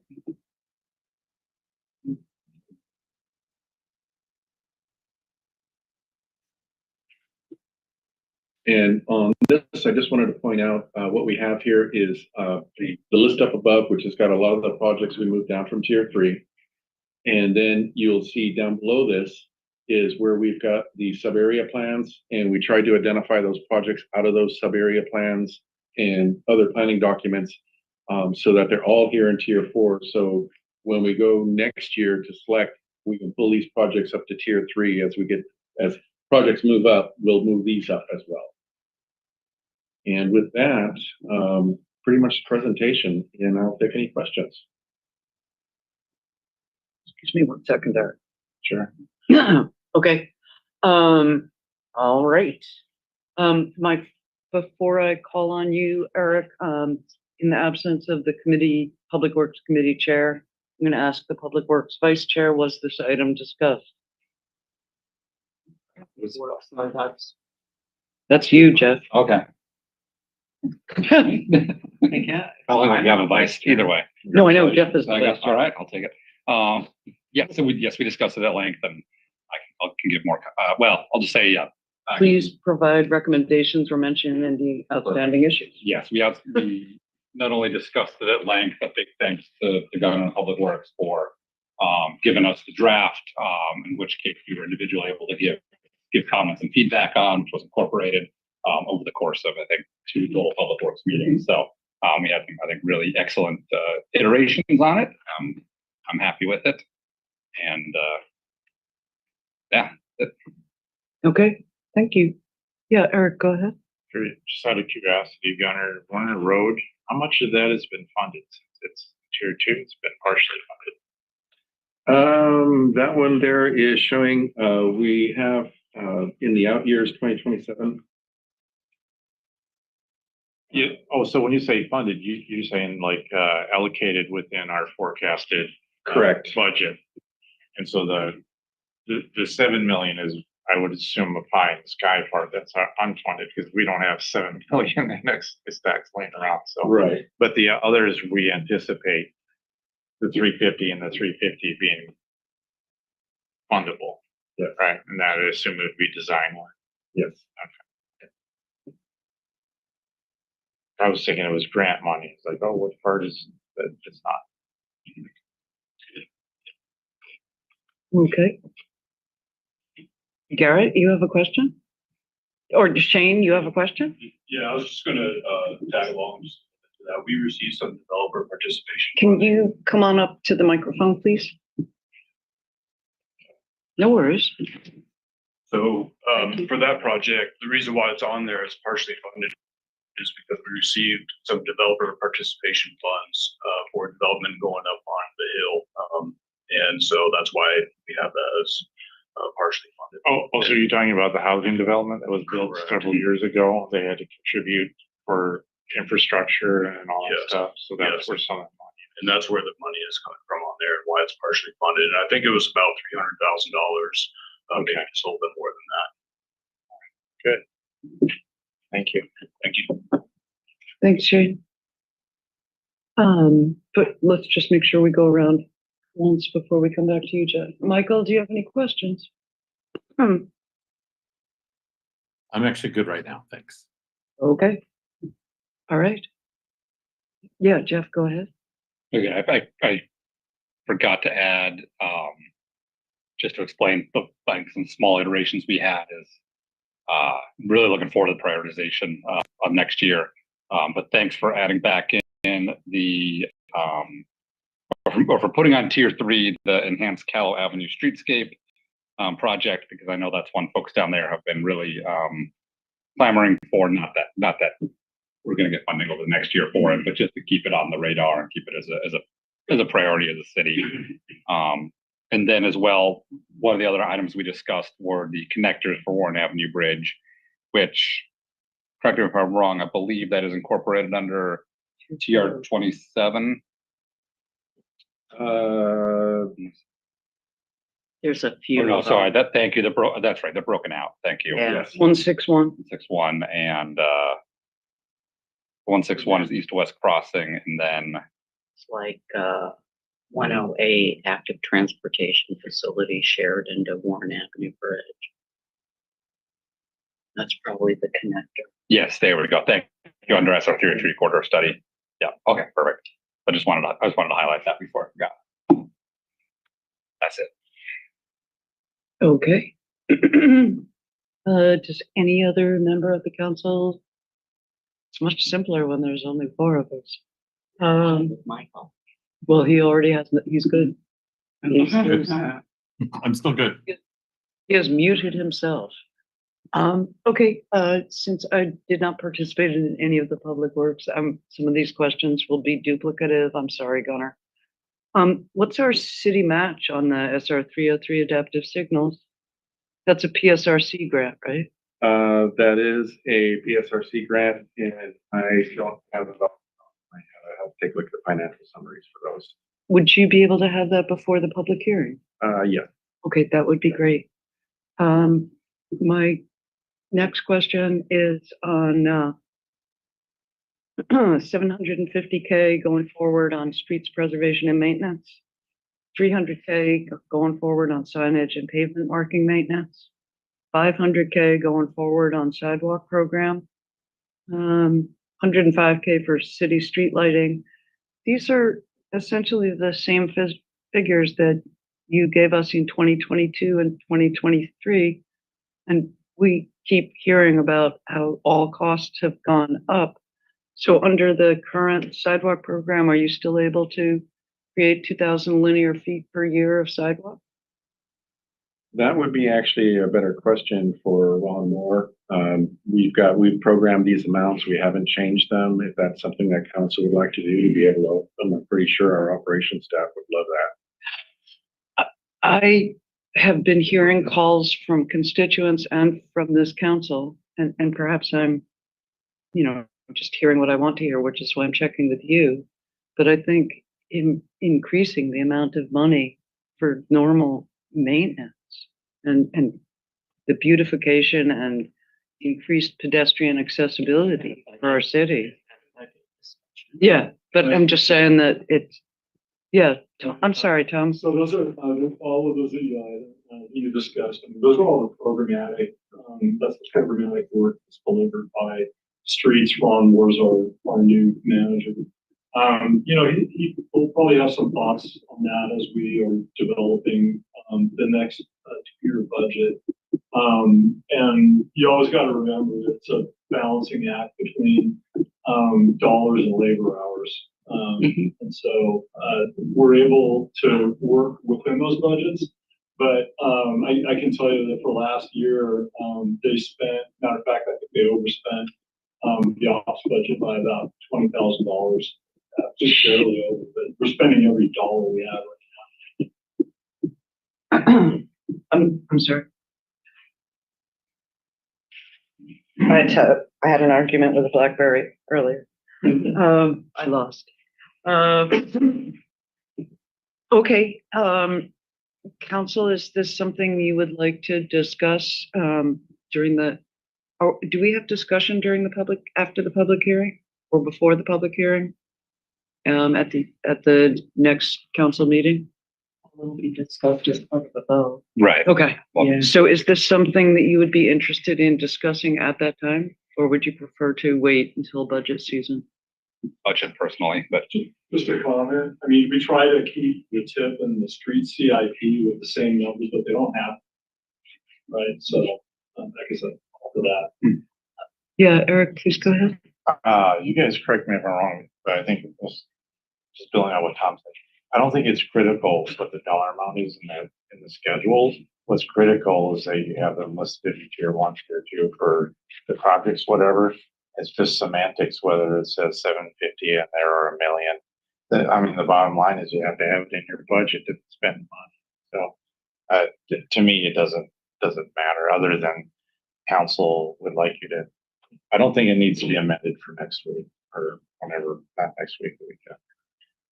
Well, it's 2 weeks out. I do think that we could discuss it when we do the mid-year. Budget adjustment? When is that? When will we be doing that? We're going into budget. Yeah, the end of budget. We're going to end of budget. That's the mid-season? No. That's what I'm saying. 25, 26. Yeah. I propose to discuss that because the money that goes to streets isn't available to parks, or fire, and it's all once. Right. Okay.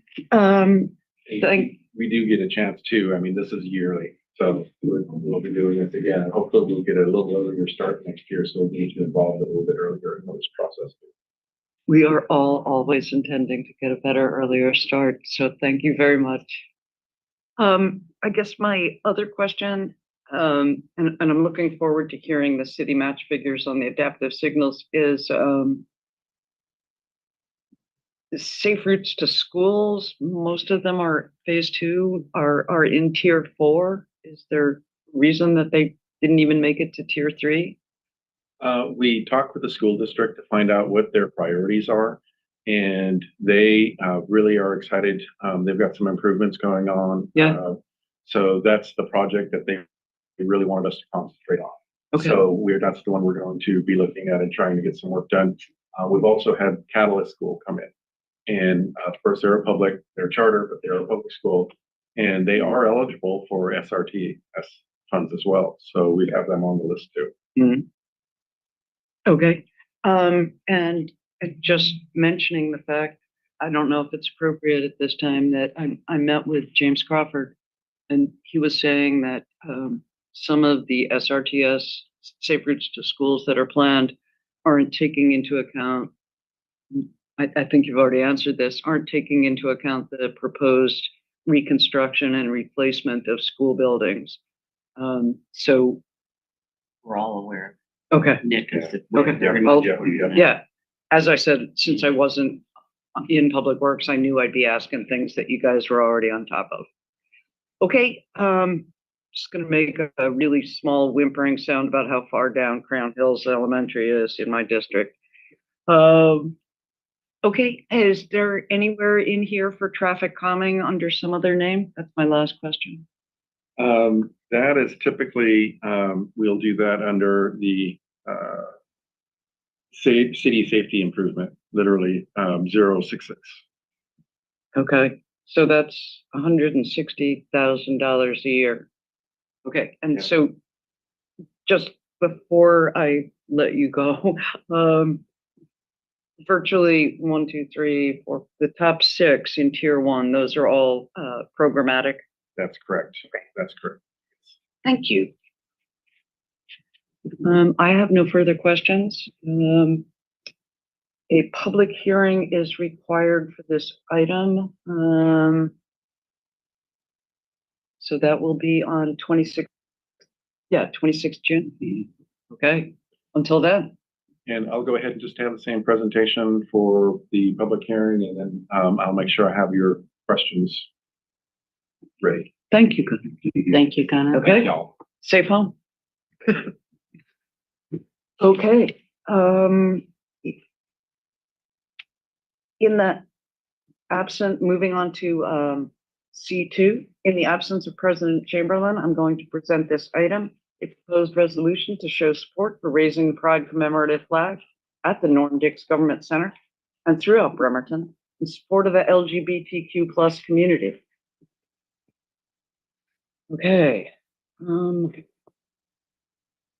Council, Vice President, I can answer some questions too, because I have to. Okay, great. Well, step up to the plate, attorney. Michael Goodnow helped as well, so he's still around with us. We can talk about it.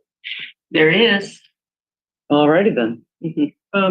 And so, as you know, we are in a condominium right now, and the condominium has a board, and the condominium board controls the common areas. And in this case, the flagpoles are the relevant part.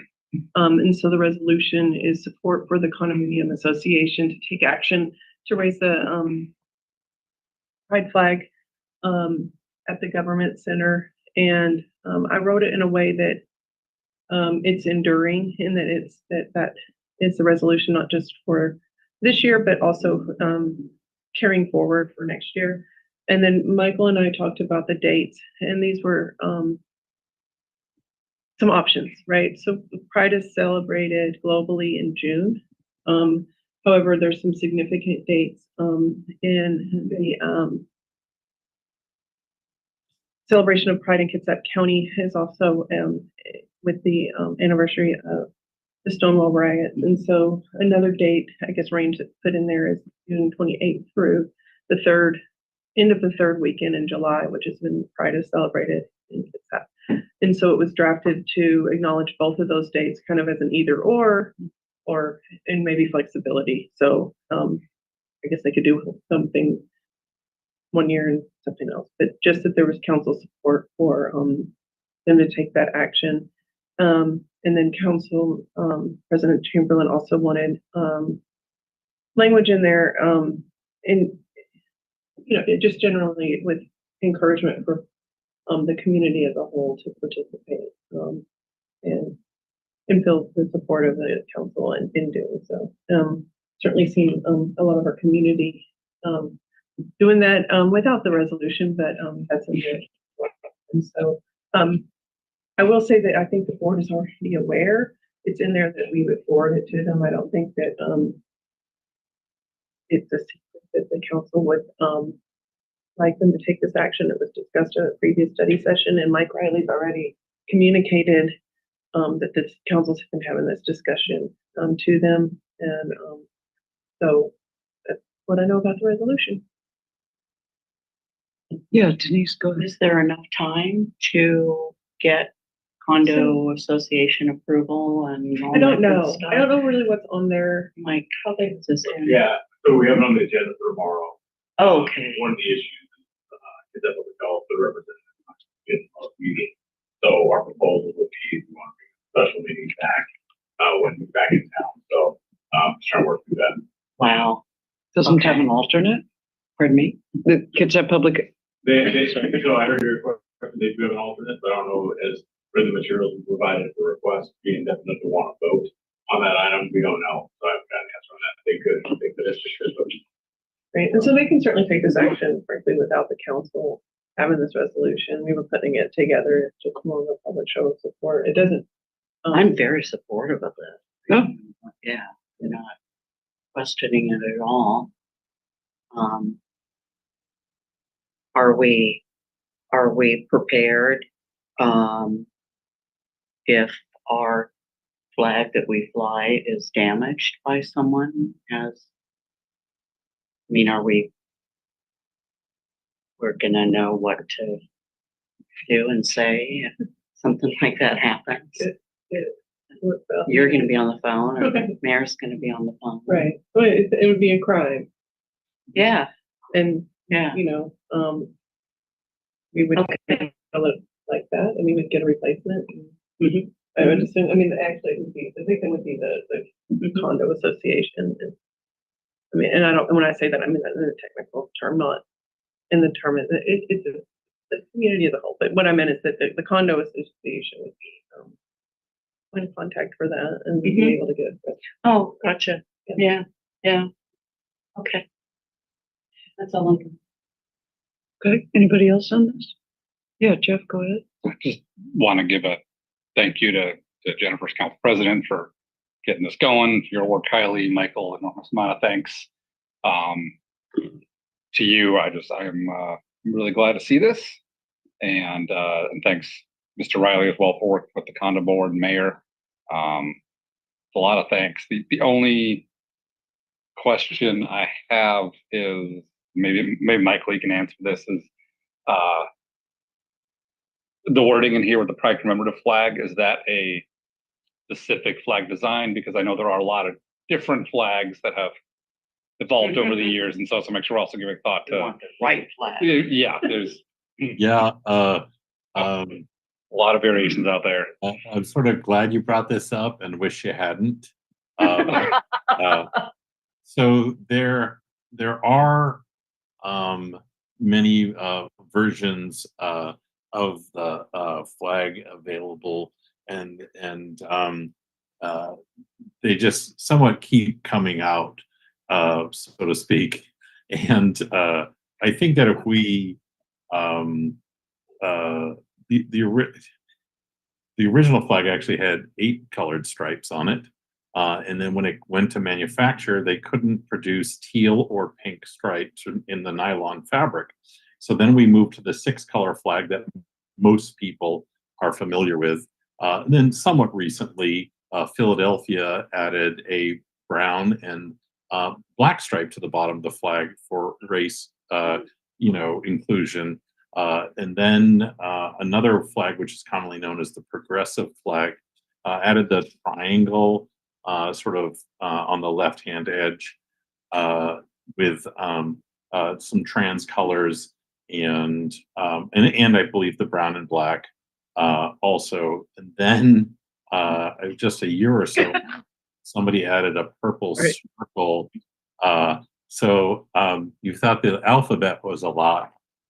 So anyways, it's really tricky. I think the wording's fine. And I think maybe starting here, we just start with what's sort of known as the basic pride flag. And, maybe we'll get some community input and we can move forward with that. And it's also going to be, what can we get in a city flagpole size, right? Like a lot of these flags, different flags you can find in smaller sizes, but I don't even know. Mike, did we ever figure out what size flag flies up there? Like a 5x8 or it's bigger than Yeah, we had conflicting numbers, so we have, our representative, Chuck McKee, trying to figure that out for the board's discussion tomorrow. So I thought it was we thought it was a 5x. So yeah, and it needs to be a heavy duty flag too. It can't be a, you can't, well, you can put those printed flags up there, but we're gonna try to fly it for roughly a month. You really need a sewn flag. So I think that's just the best place to start. So answer your question at all, Jeff. No, I think I did. Thank you for just putting in that. Yeah. And that's my opinion. Like if we certainly set the tone again. I think let's do the best we can and continue to improve on it.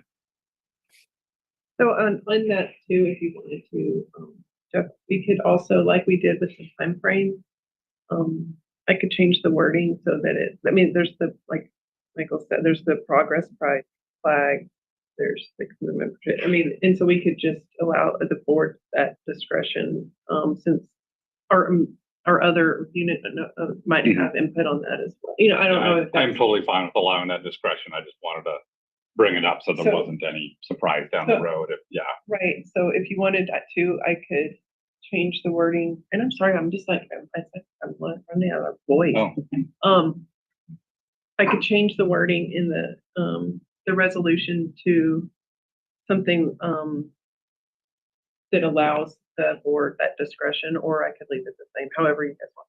If I could suggest just one tiny tweak, and if you just change it from the Pride commemorative flag to a Pride, There you go. Okay, that'll work. I like great.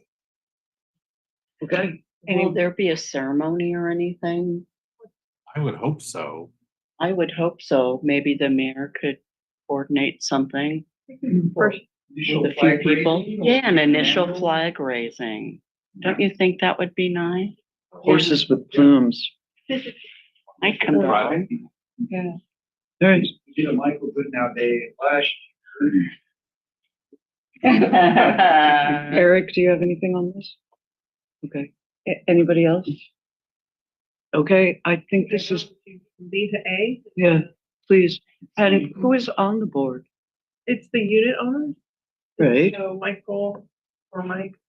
I'm representing the city of Bremerton, the one of the directors from KGC, the county, get that. Okay. Well, especially in light of the horrendous desecrations up in Paulsbo, I really hope that we can get this done for this year. Yeah. Yeah. Let's not do anything that'll slow it down. Yeah. Okay. Hang on, I'm gonna get this right.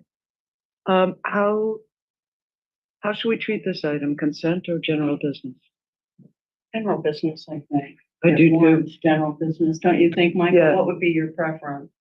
It doesn't. I don't have a preference, but now I'm wondering what we maybe should have moved this up to the earlier section. Mike, is this enough for you to take to tomorrow? Yeah, if the council comfortable, I'll take the proposed resolution, I think we'll give them what you're gonna ask for. I think that's enough. Yeah. I guess maybe like general business.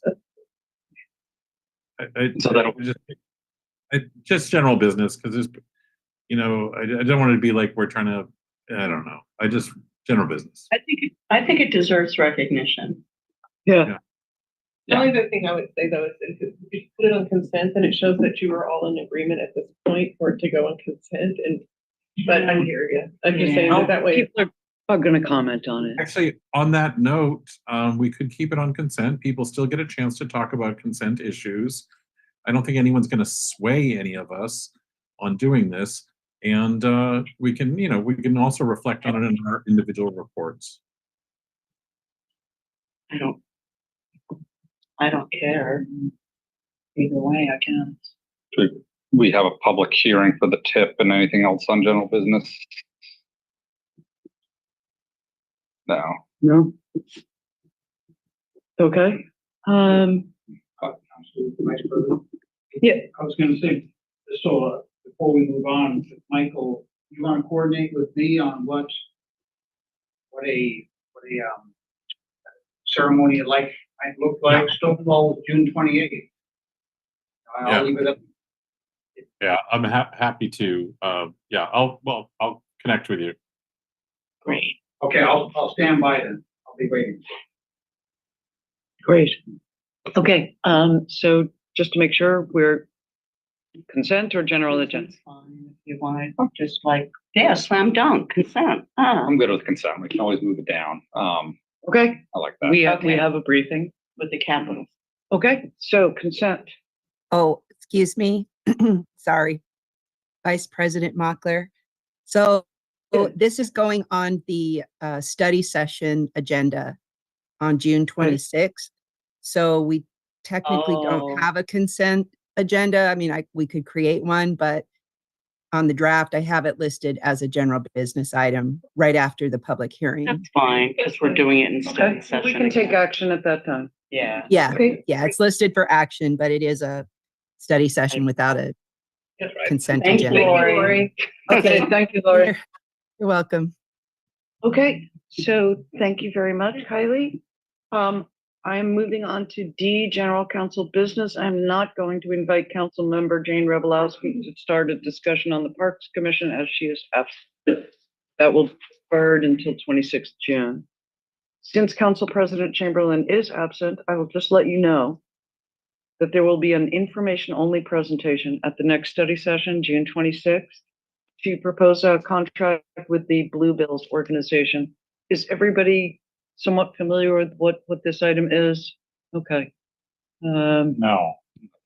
Okay, so in brief, and Jennifer knows much more than I, you all saw the presentation and the public comment on the Pinewood mobile home. Pinewood? Okay. So the Bluebills is an organization that has had success, correct me if I'm wrong, anybody, that has had success in rolling that back, in working with Northwest Justice Center, for example, or finding sources for rental assistance to help people deal with the increases. Am I correct? Am I incorrect on Most that? of their focus is on repair. Right. Okay. They were retired Boeing Yeah. employees who do repairs, and several months ago or last year, the Pulsebo had a mobile home park that had Yeah. a lot of repair items that people were having a hard time. Well, they also seem to be like counseling people in like, They're able to refer them. yeah. That's being worked out, though. The mayor may know, I think. Offer a little bit. In the budget, Eric, you and Michael were there the very first time we started a $100,000 a year appropriation to KCR's weatherization program. So that's added into their CDBG and their state appropriations they get. Mm-hmm. We've been out there 9-10 times in the last 25 years. We're out there right now on the project. That's exactly what that money's for, is weatherization, minor home repair. Things like wheelchair ramps, it's right up their alley, repairing decks that are starting to collapse, all of that. It's funded, and there's still money available. So. Okay, great. I know that President Chamberlain reached out to Pulsebo. They had an agreement and they funded the Bluebills to provide some. It was mentioned in here. It's mentioned. So, I've seen that come through. Yeah. so there will be a full presentation 2 weeks from tonight. So just giving you a general idea. And I only read through the emails once, but there was a huge string of them in our packet. So if anybody wants to read through it twice, more attentively, while not, bleeding. Okay. So I have a question on this then. I understand you're not the presenter, but this is not in the budget. So is the proposal to carve something in the budget? It is in the budget, though, the weatherization. But that's different. And rental. That's a totally different animal. We don't have money in the budget to allocate $15,000 to the Bluebill organization that I'm aware of. So we're setting new policy to, how are we funding this? We're giving a present, I don't want to give people a false hope. Say, "Oh, Exactly. thank you for doing this. By the way, we have no money. Right, for right, this right, Until right. next budget cycle, that's disingenuous. So just be careful of, okay, whatever. So someone can tell. Is there money anywhere We for do that? have money. I mean, not in the budget. You budgeted already, we get for program. No, I understand, but they Yeah. want, Council President, Chamberlain allegedly wants to have a presentation so we can consider funding this organization. I would think the time is of the essence because of the crisis going on. I'm just putting the warning out there. Don't have an organization come do their sales pitch and all the time and effort, and then we say, sorry, we'll have to think about you this fall. As part of the next budget cycle. Saying. Or if we give them money, then is that gonna open it up That to is a precedent impromptu that we haven't been applications following. all I don't recall ever doing this, Mhm. but I could be wrong. My memory fails me sometimes. Maybe we do it, but I don't think so. No, that's a good point, because we've had small allocations for kind of things like this during budget cycle, but not ad hoc through the year that I can recall. It says in here that they're in touch with Doug Washburn at the county. It does seem a little bit like us inserting ourselves in the process. Certainly they came to us to let us know about the problem. This might be another case where we subcontract. We have partnerships with, Bremerton Housing Authority, with KCR and others. Maybe there's money. I don't know. Yeah, now that I'm thinking about this, Eric, it is feeling a little bit like we're inserting ourselves into a process of community service that's already got players that are probably working on this. I mean, I had offered to walk with Jennifer Chamberlain, walk the park, and later in the month. So we did talk about this. Yeah. Okay. I thought maybe the mayor I thought when you were talking about the weatherization and repair program, I thought, oh, maybe allocating her to that. Okay. I totally missed this paragraph about them getting 15K from Paulsbo. I just, yeah. We're about to pop some other popcorn.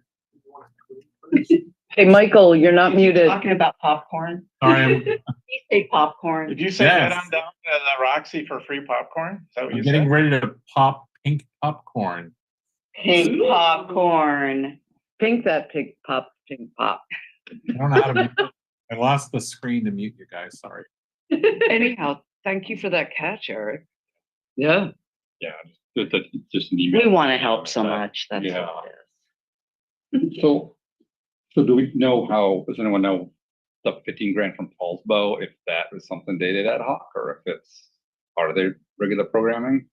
They're coming here to present in 2 weeks, so. Yeah. I don't know specifically. I know what department it went through, but I don't know. Okay. Paulsbo has a health and human services manager or director. It might have been out part of their budget or something. Yeah. Okay. Good. Okay, so we are treating this item as Lori Smith has advised. And just moving it on for 2 weeks from now. Okay, moving into the home stretch. Public Safety Committee Chair Denise Fry, please provide a summary of the highlights from the last public safety meeting held on June 6th. Despite significant IT problems on my end, I try to use too many devices and sometimes the city won't let me in.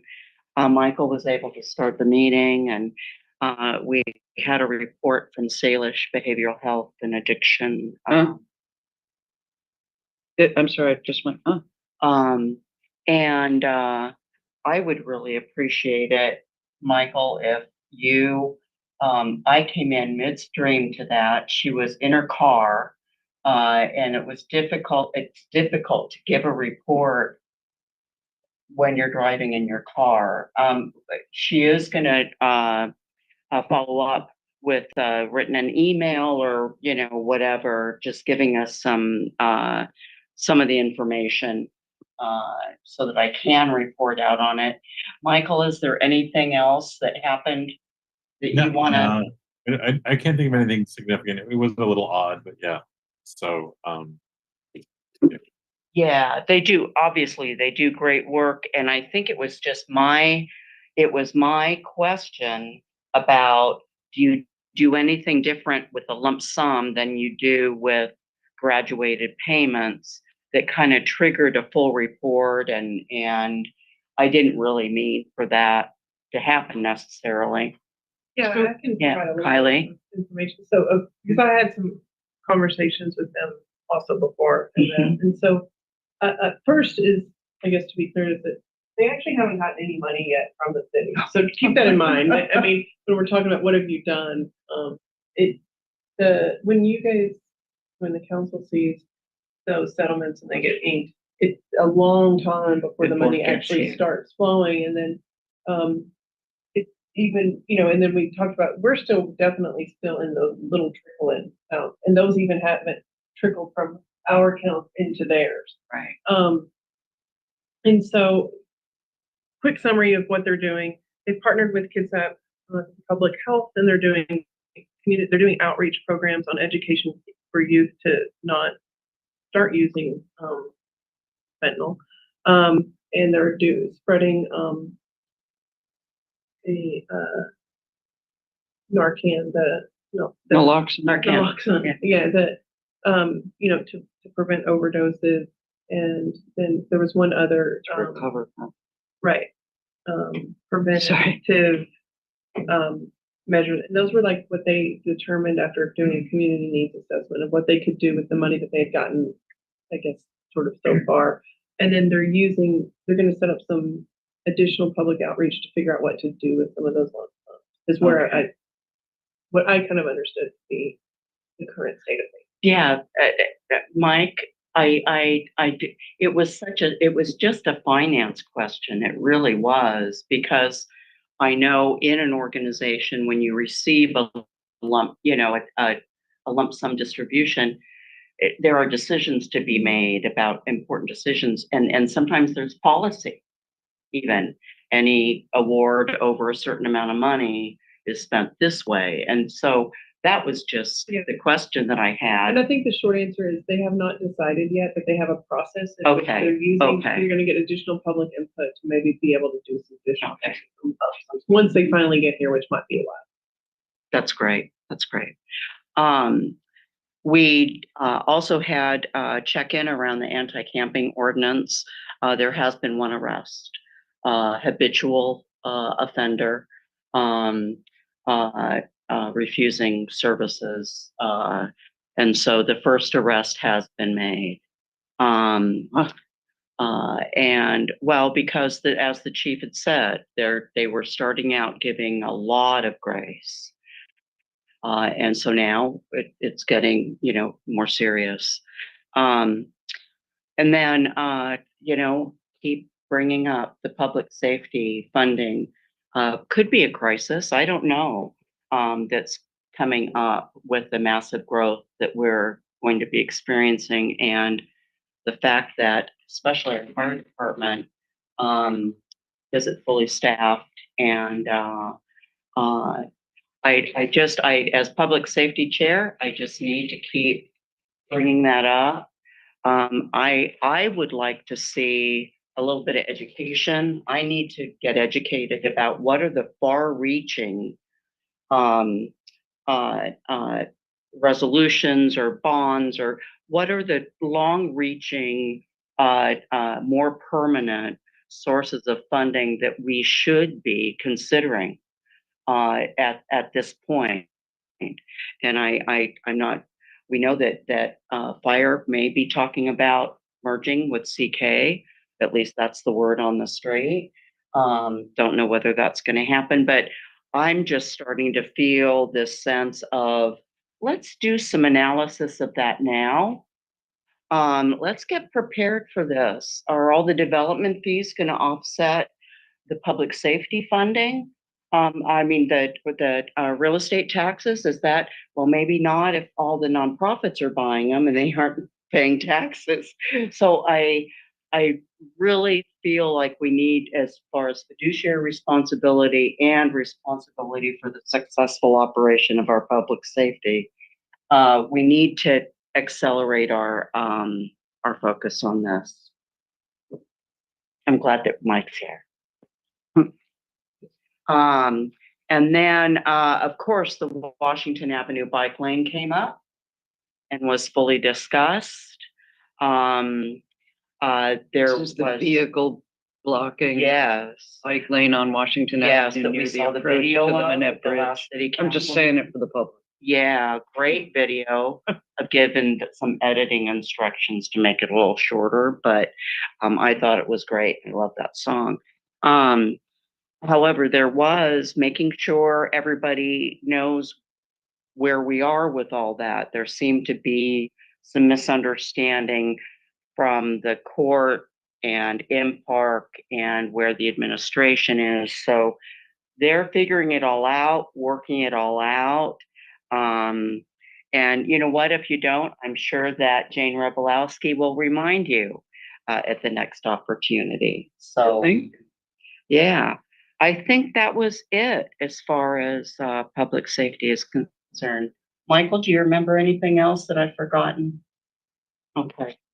Was there any discussion of the fact that the Bremerton Police Department no longer has heat mapping We're software? putting that on the agenda for the next meeting. Yeah. Yeah. I only bring it up because one of our 24-25 goals is to use data to determine which Definitely. intersections and stretches need, the most traffic calming, and without data. Yeah, Okay, Vanessa's I'm glad already- it's, Vanessa's so put it the on next one will be in August. August, first Thursday. Yeah, but Okay. it will be formally on the agenda. Okay, that'll be Yeah. great. Jeff, you had something? Yeah. Public safety? Open the can of worms. I guess two is the Eugene planning strip ordinance. I think discussed in the previous one. I don't know if that's an ongoing item or something maybe down the road. That specifically is not, should we put that specifically on the agenda, Michael? Do you think? Yeah, It's kind of part of the anti-camping, but Right. it's, I think the last time we talked about it, the idea was that, one, that we are gonna, any day now, we're gonna get a big Supreme Court get the decision. decision. And that also with Coleman Streets, one of the, yes, I don't want to say selling points, but one of the things that we considered in bringing them on board was data keeping and things like that. And that maybe before we open up additional ordinance discussions, that we have this period of time where we're collecting data and maybe understand that and like what we can learn from this period and add those together, like the new law, additional data, and then revisit tweaks and potential tweaks to the ordinance so that, with the Eugene ordinance being on the table. That makes sense. Are we collecting data? I think that they are, in the sense that, where there are, right now we're in a period of time where shelter is available, right?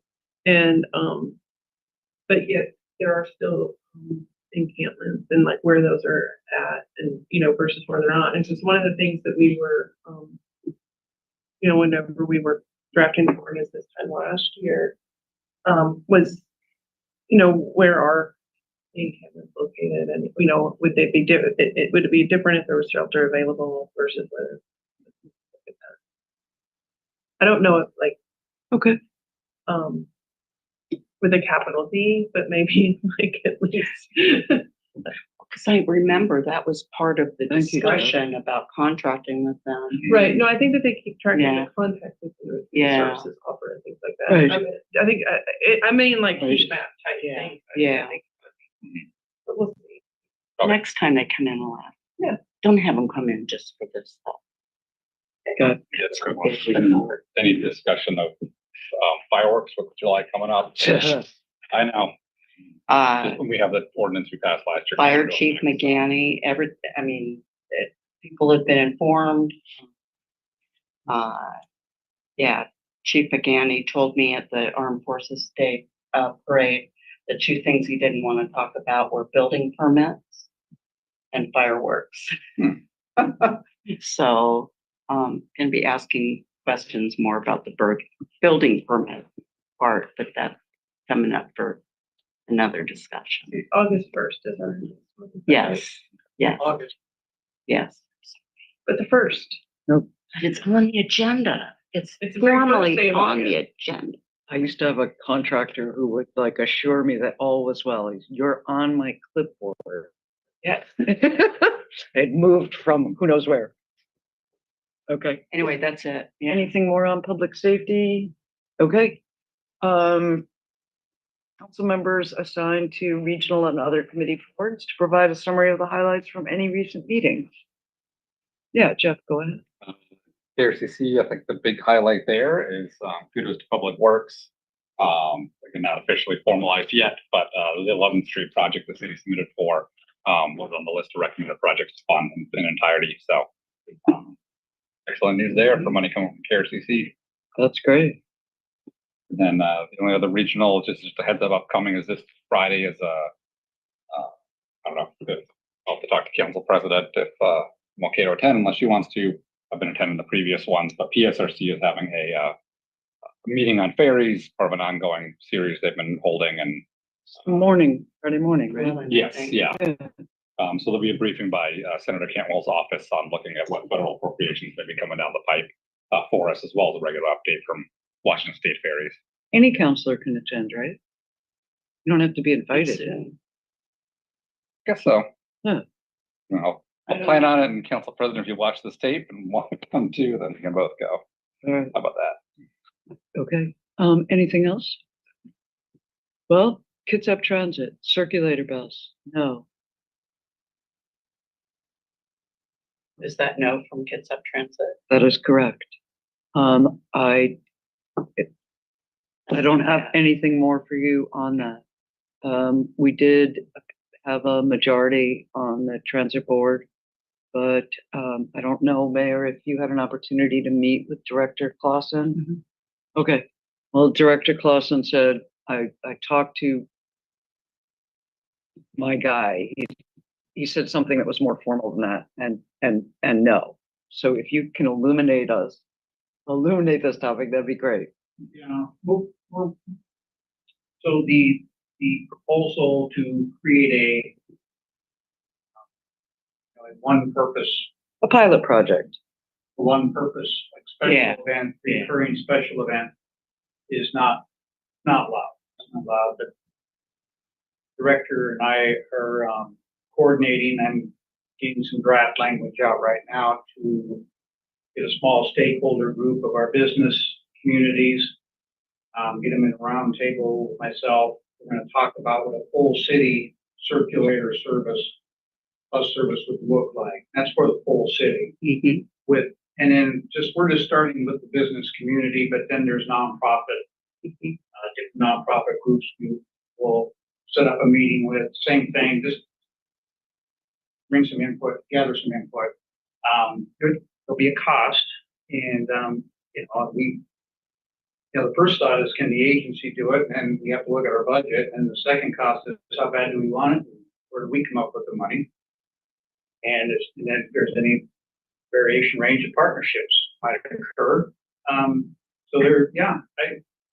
mean, it's going to be a good discussion. Maybe between all the centers.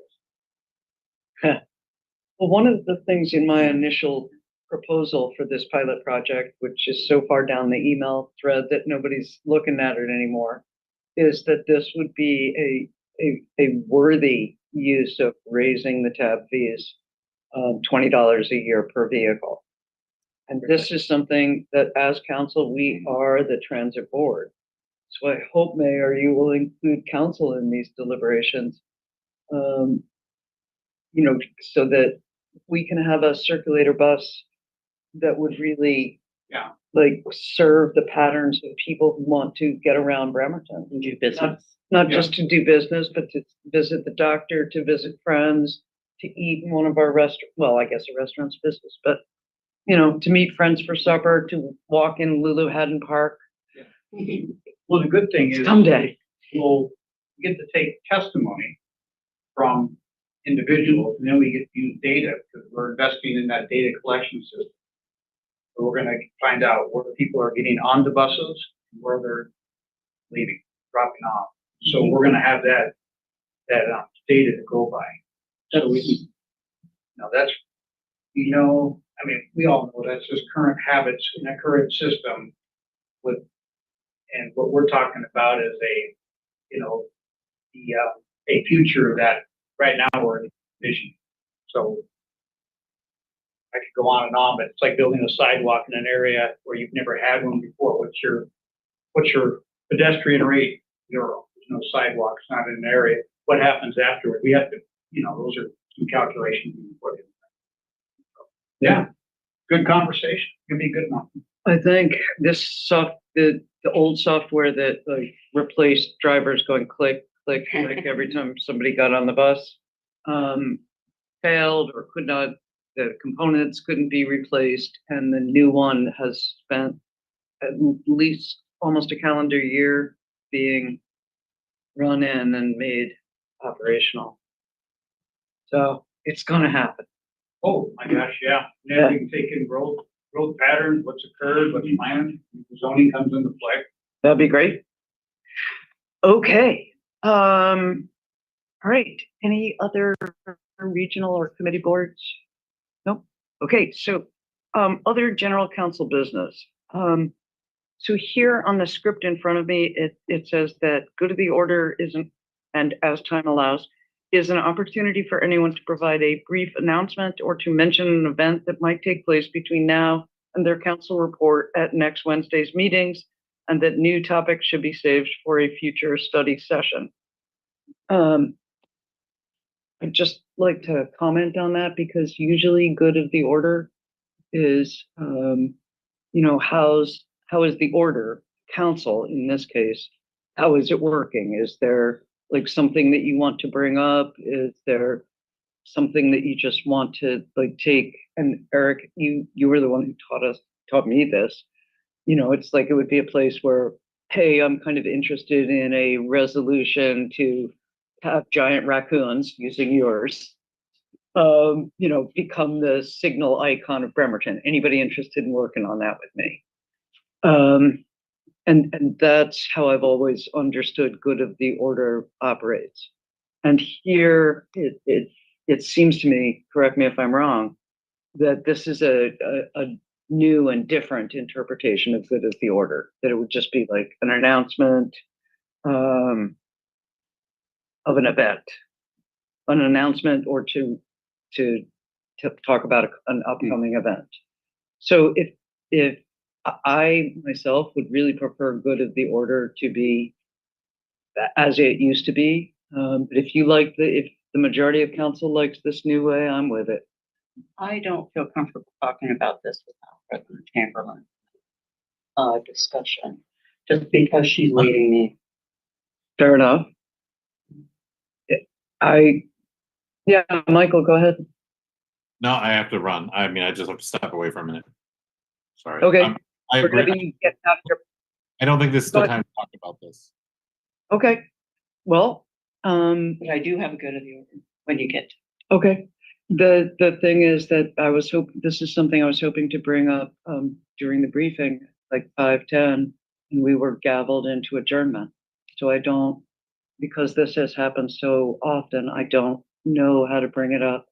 And I agree. If the majority of council wants to bring this up at a time when Council President Chamberlain is here, so be it. We can do it in 2 weeks. Well, let us hope so. Okay, yeah, you have something for good of the order, Denise, go ahead. I am going to be working next Wednesday. I'm going to be down in Vancouver attending the Association of Washington Cities. You might get socks. Who knows what the bling is going to be this year. I always enjoy that. I get a lot of information. It's motivating.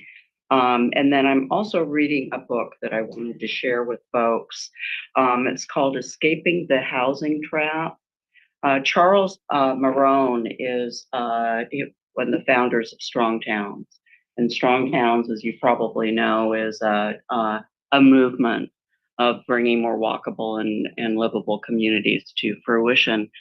So this is kind of juxtaposing transportation and housing, not trying not to pit that finance against development type of mindset. So anyway, it was validating.